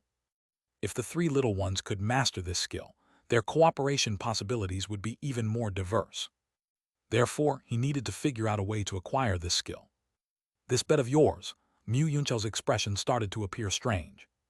No matter the outcome, he would have to go to Su Ran's shop for 10 grooming sessions, the only difference being whether he would have to pay or get it for free. Why did it feel so odd? There was an illusion that he would still be at a loss, even if he won. Your shop's grooming, what's the price? Mu Yuncho tentatively asked. Small pet beast grooming, $66.66 per session. Medium-sized pet beast grooming, $26,666 per session. Large pet beast grooming, $66,666 per session. Super large pet beast grooming, $266,666 per session. Su Ran quoted the prices with a smile. Suddenly, there was a burst of noisy discussions in the crowd. Not everyone was aware of the exact prices at the Starfare Foster shop. Even though they heard that the charges were high, they had no idea just how high. For many in the crowd, this was the first time they knew how much the Starfare Foster shop charged for pet grooming. The prices were almost double that of the best grooming service in Xi'an City. Deal? After doing the math in his head, Mu Yuncho resolutely replied. If he won, he would be getting several 100,000 based on his calculation. Although it wasn't a large sum for him, bets were meant to be a bonus. He was sure to maintain his 3rd place, and no one could take that from him. Until tomorrow, goodbye. Su Ran nodded in satisfaction upon receiving a definite reply and left quickly with the 3 little ones. His opponent's skill is destined to be his. Dinner time. In the basement of the Starfare Foster Care Shop, Su Ran distributed the prepared food bowls to the 6 residents who swarmed to him. In addition to the 3 pet beasts that were fostered yesterday, 3 brand new residents arrived at Starfare Foster Shop today. They belonged to the same leadership-level beast master, who needed to foster his pet beasts for a day due to his own circumstances. Initially, he planned to foster his pet beasts into the Emperor Foster Shop, which had the best foster environment in Xi'an City. However, he saw the scene of the Emperor Foster Shop's boss being thrown out that day, and on a whim, he inspected the foster environment of the Starfare Foster Shop. He decided to foster his pet beasts here after being greatly amazed. Even though it's just a one-day fostering, Su Ran's service wouldn't be compromised. After a feast, the 3 new residents, full of spirits, returned to their resting areas and caused a ruckus. Roar Tilda. Combat Furball placed the clean food bowl in Su Ran's hands, bobbed its body to say thanks, and then turned to leave. Watching the creatures back, Su Ran stroked his chin. It felt like today's Combat Furball was even calmer than usual.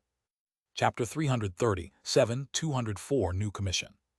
The next morning, after finishing breakfast with the 3 little ones and 6 pet beasts, Su Ran pushed open the shop door.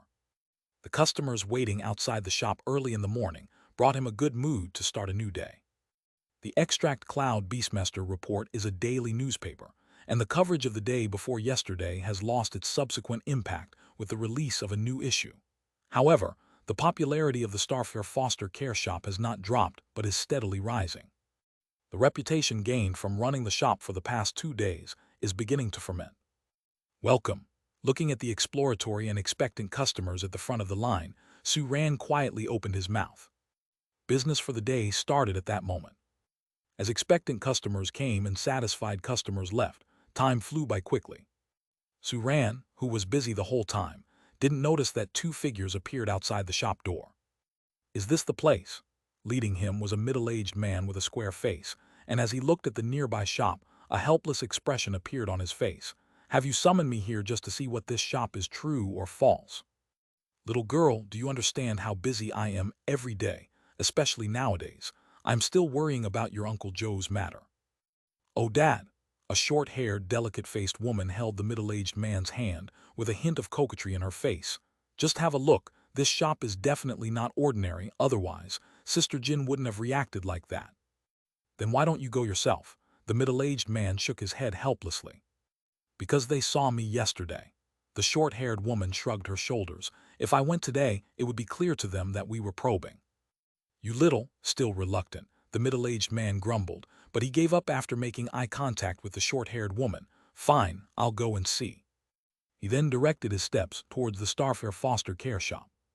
The short-haired woman gave a satisfied nod, glanced around, quickly found a drink shop, ordered a beverage and took a seat near the transparent floor-to-ceiling windows to observe from afar. Without waiting long, the middle-aged man smoothly entered the Starfair foster care shop. I want to see what is so special about this place. The short-haired woman took a sip of her drink and instantly made a painful face. So sour. Hello, welcome. Noticing the new customer, Suran casually greeted and couldn't help but take another look at the man. This middle-aged man with a square face carried a hint of authority. It seems like he's no ordinary person. A thought quietly slipped into Suran's mind, and he then asked, "What kind of service do you need?" Let me see. The middle-aged man, whom his daughter had called, did not know exactly what he wanted. At this moment, he turned his head and eyed the price menu on the wall, and a glimmer of surprise flickered in his eyes. Such a price? He's quite bold. Let's go for a wash and care. His gaze finally stopped on the cleaning and caring price menu, but my pet beast is large in size. Your shop might not be able to accommodate it. Is it a super large pet beast? Suran's face showed understanding. The shop can only accommodate large pet beasts, and any beast larger than that would need to be directly summoned into the grooming room for washing and care. Please follow me. Suran pointed towards the grooming room and signaled the middle-aged man to follow. They soon entered the grooming room. Looking around the suddenly wide-open space, the middle-aged man's face showed surprise for the second time. He didn't say much and promptly lit up a hexagram star array behind him. In the sudden burst of wind, a powerful force that gave Suran a momentary feeling of suffocation erupted from the void. Watching a giant sculpture, with a wingspan of nearly 30 meters fly out from the gust, Suran's face showed surprise. A king-stage pet beast. This middle-aged man is actually a king-level beast master. Super large pet beast, can it be washed and cared for? The middle-aged man asked with a smile. Yes, it can, Suran nodded, his face showing anticipation as well. I have to say, I've never cared for a king-level pet beast. This is also a challenge for him. Let's get started then. The middle-aged man nodded slightly and then sat down in the accompanying seat nearby. Looking at Suran, who was guiding his beast to the super large-size wash platform in the center of the grooming room, he seemed curious.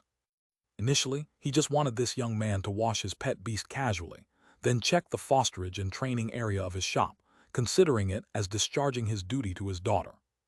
But after seeing the grooming room expanded with the space expansion technique, the middle-aged man's ideas quickly changed.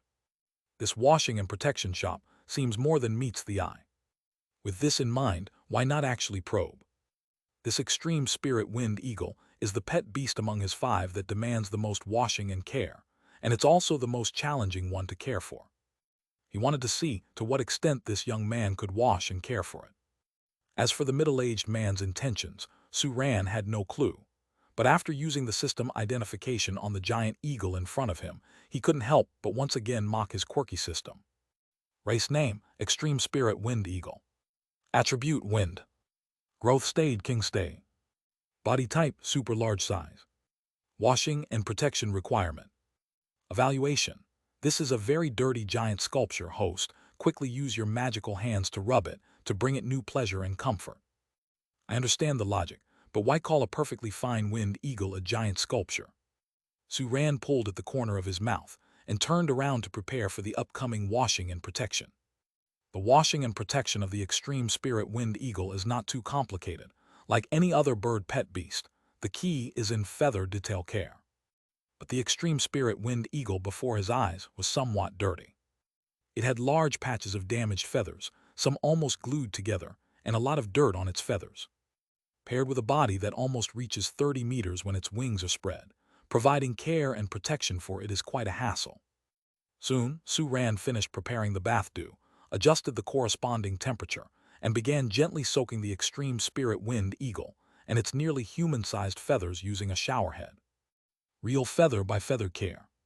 Just the preliminary removal of the dirt stuck on each feather already took Su Ran half an hour. Luckily, this effort is rewarded.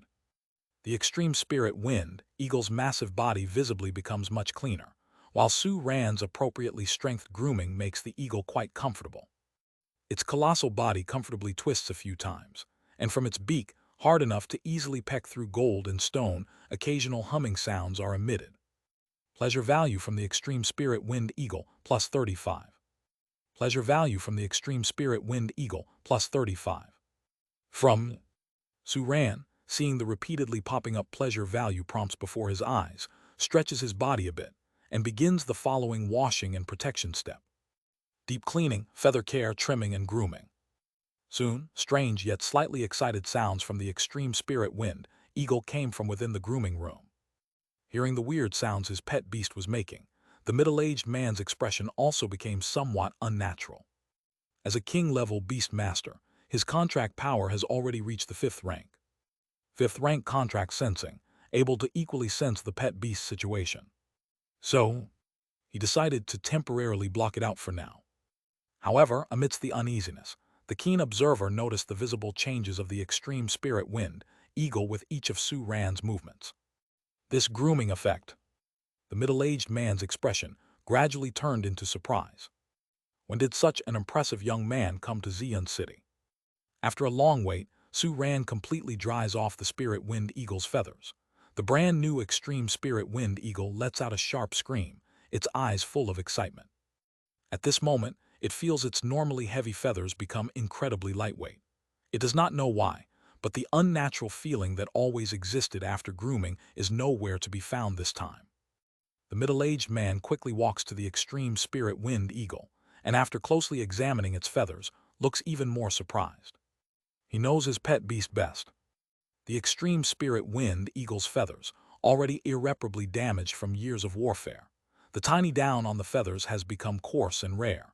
This type of damage makes it hard to return to peak condition even with the most meticulous grooming. And yet, in the hands of this youth, who is even younger than his own daughter, the extreme spirit winged eagle's feathers seem to be completely restored. This is perfect grooming. The middle-aged man fiercely looks towards Su Ran, his voice filled with surprise and shock. Can you perform perfect washing and protection? Su Ran blinked. This is the first time he's heard this term. Senior, what do you mean by perfect washing and protection? The middle-aged man fell silent for a moment. Doesn't this young man in front of him know?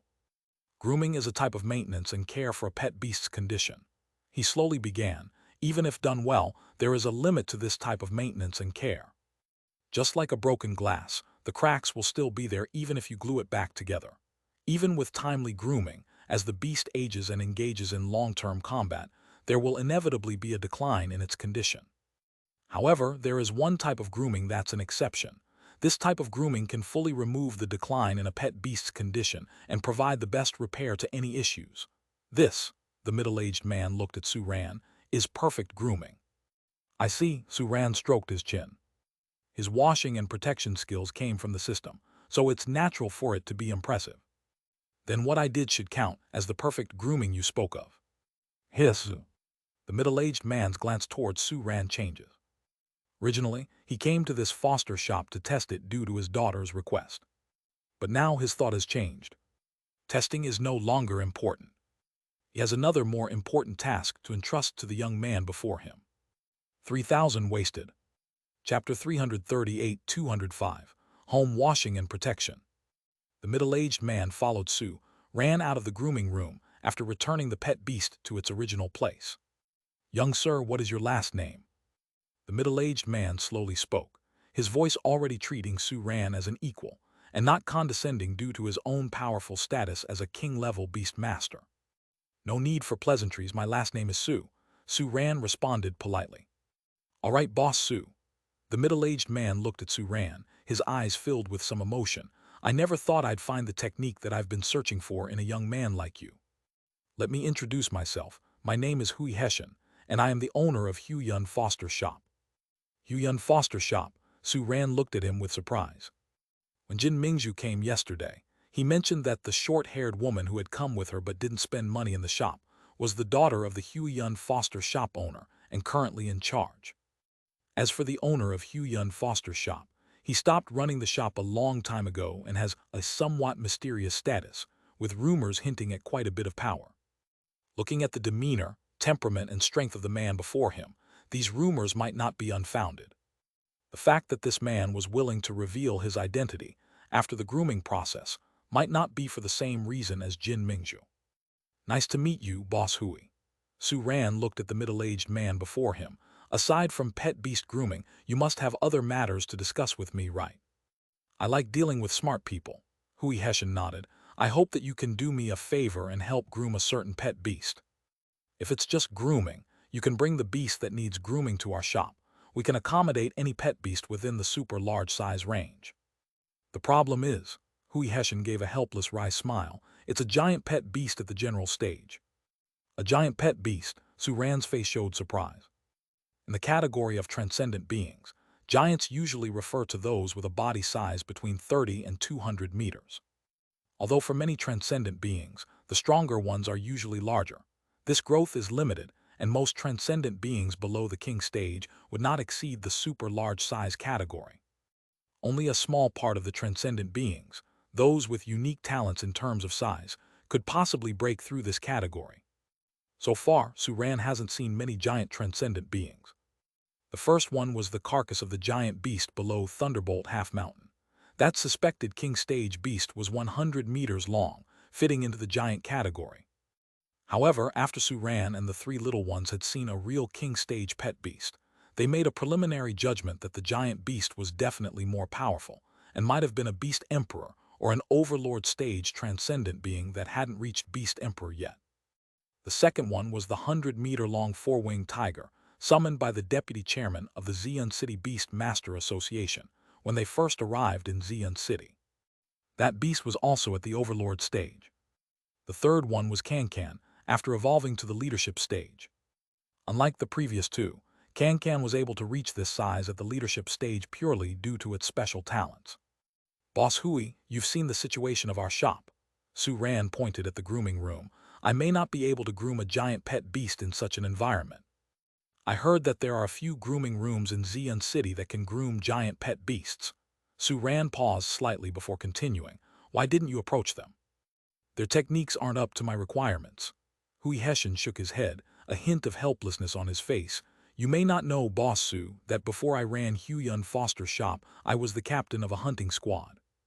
Thanks to my strength and excellent ability to make friends, I made many friends who are general stage and king stage beast masters during my time as the captain of the hunting squad. And that is why Hu Yun Foster Shop has always done well. Those beast masters are more willing to entrust their pet beasts and those of their relatives and friends to our service due to our past relationship." A glint of understanding appeared in Su Ran's eyes. "So that's the truth behind the powerful background rumored outside. However, in a big city like Xi'an City, there are only a few overlord-level beastmasters and only Chairman Fang at the Emperor level. Under these circumstances, a group of general stage and king stage beastmasters sticking together is indeed a force that can't be ignored." He didn't speak because he knew that what the other party would say next might be related to his plea for help. "I have a friend who was in the same hunting squad as me." There was a nostalgic look on Hui Heshin's face. "We fought side by side for more than a decade. After I quit," he continued. "A while ago, he also quit and came to find me. The reason he quit has to do with one of his pet beasts. That beast is called the giant spirit cloud beast, the giant pet beast I mentioned just now. This beast has a very serious state of imbalance. ordinary grooming can no longer improve its condition. Its deterioration has even affected its health, and its vitality has progressively declined over time. That's serious. Suran couldn't help but look more shocked. He had never heard of a state of imbalance so bad it threatened a creature's life. This may have to do with its nature as a transcendent being of energy. Hui Hessian slightly shook his head. Treating it only alleviates its symptoms but doesn't solve the root problem. Hence, a person with perfect grooming skills is needed. I've been looking around for him for a long time, even considering going to the nearest first-level capital. Hui Hessian looked at Suran. Fortunately, I found you. Your foster shop doesn't have enough space, but that's not a problem. Hui Hessian paused slightly. The grooming room of Huyun Foster Shop can accommodate giant pet beasts. If you don't mind, I can arrange for the grooming to be done there. If you can help with the giant spirit cloud beast issue, consider it a favor that I, Hui Hessian, owe you. Hui Hessian spoke seriously. After a slight silence, a thoughtful expression appeared on Su Ran's face. Having been armed with a wealth of knowledge and experience in pet beast grooming by the system, he could handle the grooming process well, even in other shops' grooming rooms. So the only trouble for him would be, he would need to suspend his business. It would take at least half a day to groom a giant pet beast. Squeak Tilda. As Su Ran was deep in thought, the back door of the shop was quietly opened. The three little ones popped their heads out from the back door and appeared beside Su Ran. Their 6-hour training time had ended, and just like yesterday, these three little ones were planning to rush to the beast trainer ranking. Go ahead, I'll come over when I finish my business. Su Ran tossed the beast master badge to them, remembering his bet with Mu Yuncho yesterday.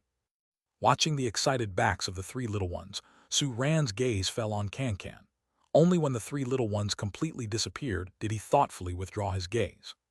The potential of Boss Su's pet beasts is extraordinary. Hui Hessian chuckled, having had the good sense not to interrupt earlier.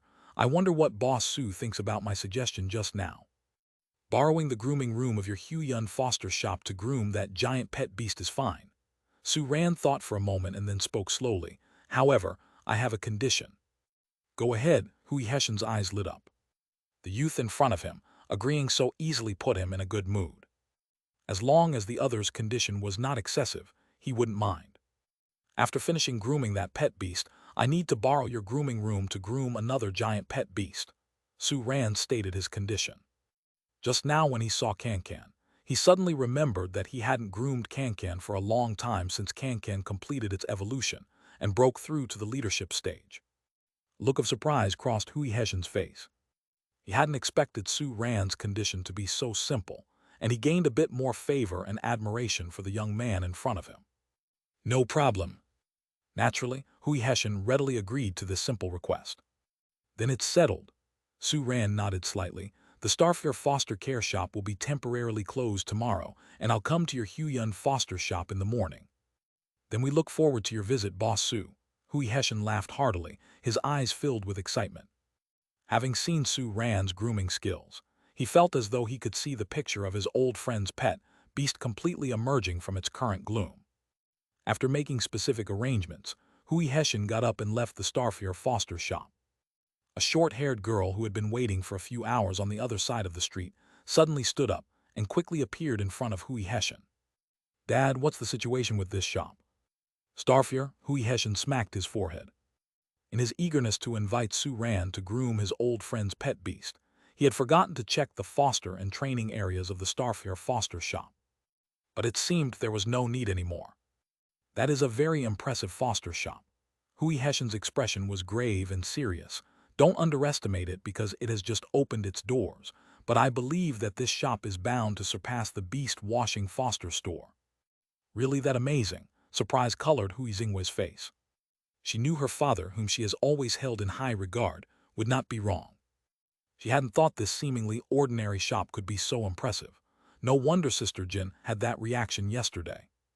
Let's go, we're going back. Hui Hessian chuckled and started walking back the way they had come. Seeing Hui Hessian's relaxed expression, Hui Xingwei blinked and then with her hands behind her back, she followed light-footedly. Dad, you seem to be in a good mood. Yes, because we've settled the matter of your Uncle Joe. Huh? 3,000 words, 4,000 for the second chapter. Rush, rush, rush. Chapter 339, 206. Mu Yunchao's bewilderment. Phew. Su Ran stretched lazily, looking at the dimming sky outside the shop door with a smile on his face. Finally, today's business is over.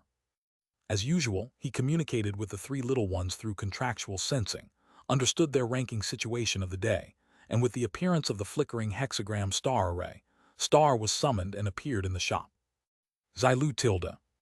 Letting out an exhilarating call, Star lowered its head, brushing against Su Ran's raised palm, its eyes full of intense excitement.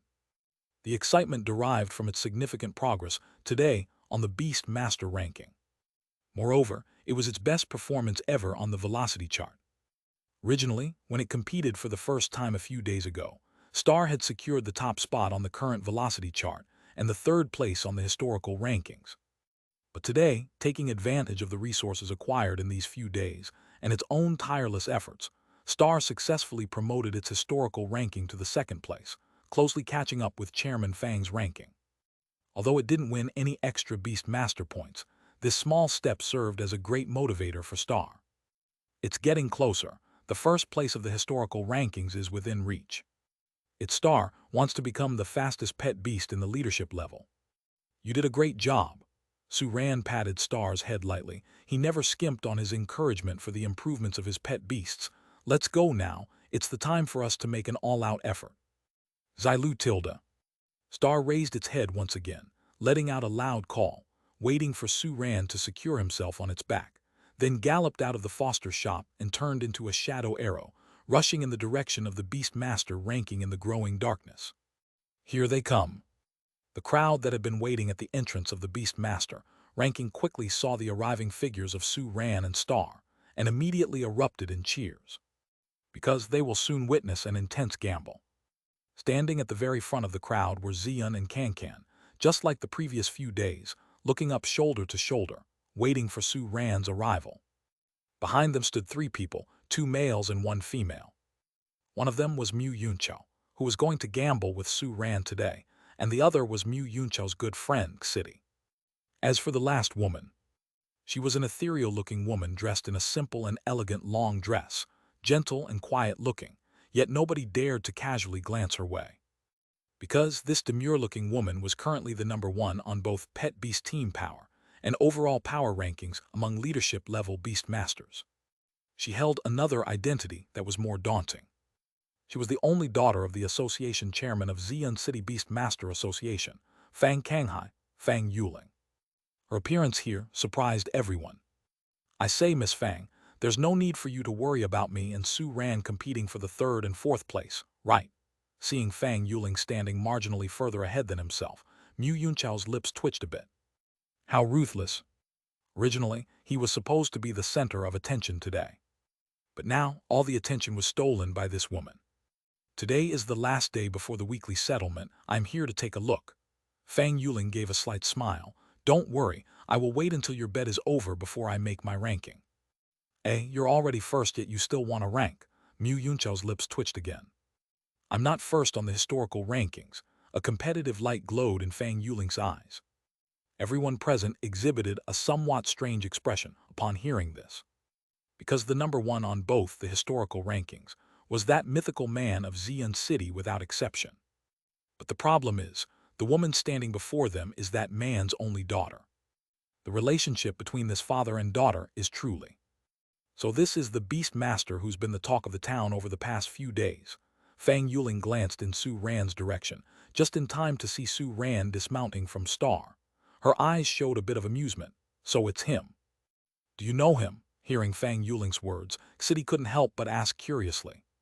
Not really, I just know his name. Fang Yuling looked at Su Ran approaching step by step, a smile in her eyes. There are quite a few people in the association who bear a grudge against him. She was also present at the exchange event between Xian City and other cities a month ago, but as her age exceeded the limit, she did not participate. So she was not unfamiliar with that face, which caused the plan of some people in Xian City Beast Master Association to fall through.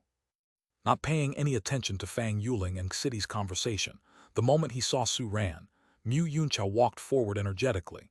Su Ran, I specifically waited to rank until you arrived today. Having a full day's time, he naturally found ways to find out Su Ran's name. It's evident you can't wait to get the washing and protection treatment at the Starfair foster care shop. Su Ran deliberately stressed the shop name, advertising it to the crowd. Mu Yunchao. It seems there's no problem with that. After all, whether he wins or loses, he will wash and care. But why does it feel a bit off? Behind him, Fang Yuling's eyes held a hint of amusement. She remembered that Su Ran had advertised his shop in the exchange event back then, while his shop had not even started operations. Now once again seeing him, not only did he change the pseudonym of the ranking to the shop name, he also never missed a chance to mention his shop. Chapter 340-206, Mu Yunchao's Bewilderment. Such a strange character. However, Fang Yuling's puzzled gaze quickly fades, replaced by a look of surprise and confusion.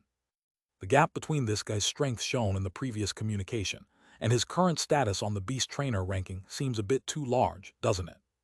Comparing the past and the present, Fang Yuling's gaze at Su Ran suddenly becomes more guarded. This guy won't his ranking threaten mine soon, will it? Let's go, we are heading to Area C02. Su Ran takes a deep breath and slowly speaks. Tomorrow is the day of the Beast Master Point settlement. Today, the three little ones have gone through all the previous rankings again, refreshing their test scores. Apart from Xian, who didn't use his scarlet battle intent, the three little ones gave it their all. Now, it's time to finalize the three rankings of the Beast Masters. I wonder how many Beast Master points the three little ones, and I can get as rewards after tomorrow's first weekly settlement. Let's go, Mu Yuncho shouts, following beside Su Ran, and they walk towards Area C02 side by side together. Feeling a bit awkward to see Su Ran accompanied by three pet beasts, while he himself has none, a hexagram star array lights up behind Mu Yuncho's head, and three pet beasts walk out of it one after another. The first one to come out is a peculiarly shaped human-shaped pet beast. It looks like a puppet from a shadow play, with each of its joints connected by threads.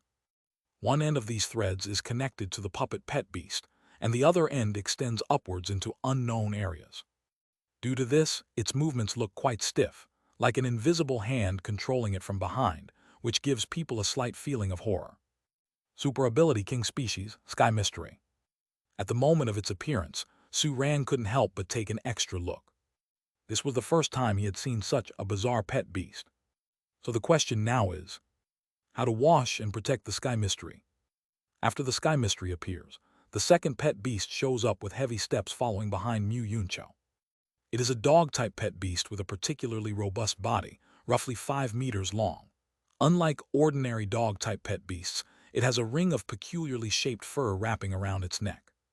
The interweaving fur forms a shield that is as large as its body, flashing a metallic cold light.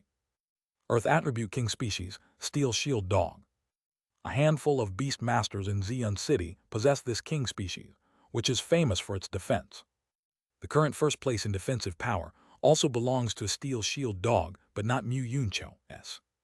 The Steel Shield Dog evolved from Earth System lead species, Earthrock Dog. An evolution rule was found quite early on. Over time, a relatively stable evolution method was summarized and gradually spread with time. This is actually a rudimentary evolution path, far riskier than the evolution path Su Ran obtained directly from the system. But it is much better than guessing the evolution purely based on luck. Only a second-level town like Xian City has the capability to implement this. After all, a large number of beast masters capable of evolution must exist to summarize the evolution rules. Training beast masters and pet beasts requires resources, and the level of resource accumulation is closely related to the strength of the beast field. More resources mean higher risks. Looking at the shimmering metallic shield of the Steel Shield Dog, and thinking that the one who surpasses him in the defensive ranking is part of the same species as this creature before his eyes, Can has a slight sense of dissatisfaction in his eyes. This thing doesn't appear to be as hard as his shell. Once he further improves his strength, the first place in the defensive ranking will definitely be his. After the Steel Shield Dog, the final creature that appears from the wild wind is a bug-type pet beast with the shape of a bee, flapping its wings. Its 6 tentacles and tail end all have chillingly sharp long needles, appearing quite threatening. Wind Attribute King Species, Poison Stinger Mad Bee. At the moment the Poison Stinger Mad Bee showed up, Xian seemed to sense something and turned his head to look. A flicker of purple electricity passed through his unusual eyes. It's a shame that the beast trainer ranking competition does not involve direct combat. Otherwise, he would like to test the strength of this opponent before him. Who's first? With the summoning of the 3 pet beasts, the 2 of them had already arrived at the entrance of the C02 test field. Seemingly, thinking that summoning all his pet beasts would make him look more imposing than Su Ran, Mu Yunchao's tone became somewhat arrogant. "You go first," Su Ran said calmly with a smile, pointing to the entrance of the testing ground. "I won't compete with you for it." "Ha," Mu Yunchao chuckled. "It seems that you also know that in the beast trainer rankings, those who rush in first are usually overtaken." But a new level of self-confidence shined in Mu Yunchao's eyes. "I, Mu Yunchao, choose not to abide by this superstition. I create my destiny, it doesn't control me." "Wait and watch," Mu Yunchao made a taunting hand gesture towards Su Ran. "I'm about to establish a score that you can't reach." "Old, you should be careful too." Mu Yunchao turned to point at City, who had followed them. "I might even surpass you by accident." After saying that, Mu Yunchao turned and walked inside the testing area. Outside the testing area, City shook his head, chuckling and sighing simultaneously. This guy. Even Fang Yuling, standing nearby, couldn't resist her curiosity and started asking questions. "Has he always been this arrogant?" "Yes," answered City, nodding, "always this arrogant." "Why are you friends with him then?" Su Ran asked, his curiosity piqued by the conversation. At the question, a look of melancholy crossed City's face. "Well, that's a long story." Su Ran and Fang Yuling, "Could you give us the short version?" "All right, I'll keep it brief." Under their relentless probes, City began to narrate the story of how they'd met and become friends. Time flew by, and City finished retelling the story about them. Meanwhile, the doors to the testing ground opened, revealing a glowing and excited Mu Yunchao. "Almost surpassed you." Mu Yunchao grinned at City, then turning to Su Ran he added, "It's your turn now." Su Ran looked up, observing the current beast trainer pet beast team power listing. While standing at the entrance of the testing field, he could clearly see the 3rd ranking on the 100-meter tall leaderboard. 3rd place, Mu Yunchao, pet beast team power, 341,221. "See that?" Mu Yunchao smugly patted Su Ran on the shoulder. "I didn't even use my full strength yesterday." As he spoke, a tiny pang echoed in his heart. In his quest for rapid advancement, he had spent quite a bit of his beast master points on various items for his 3 pet beasts. Seeing that accomplishment, Su Ran's face wore a look of surprise. He improved so much again. This Mu Yunchao, he's quite impressive. "It's our turn now." Su Ran nodded, looking towards the 3 little ones standing beside him.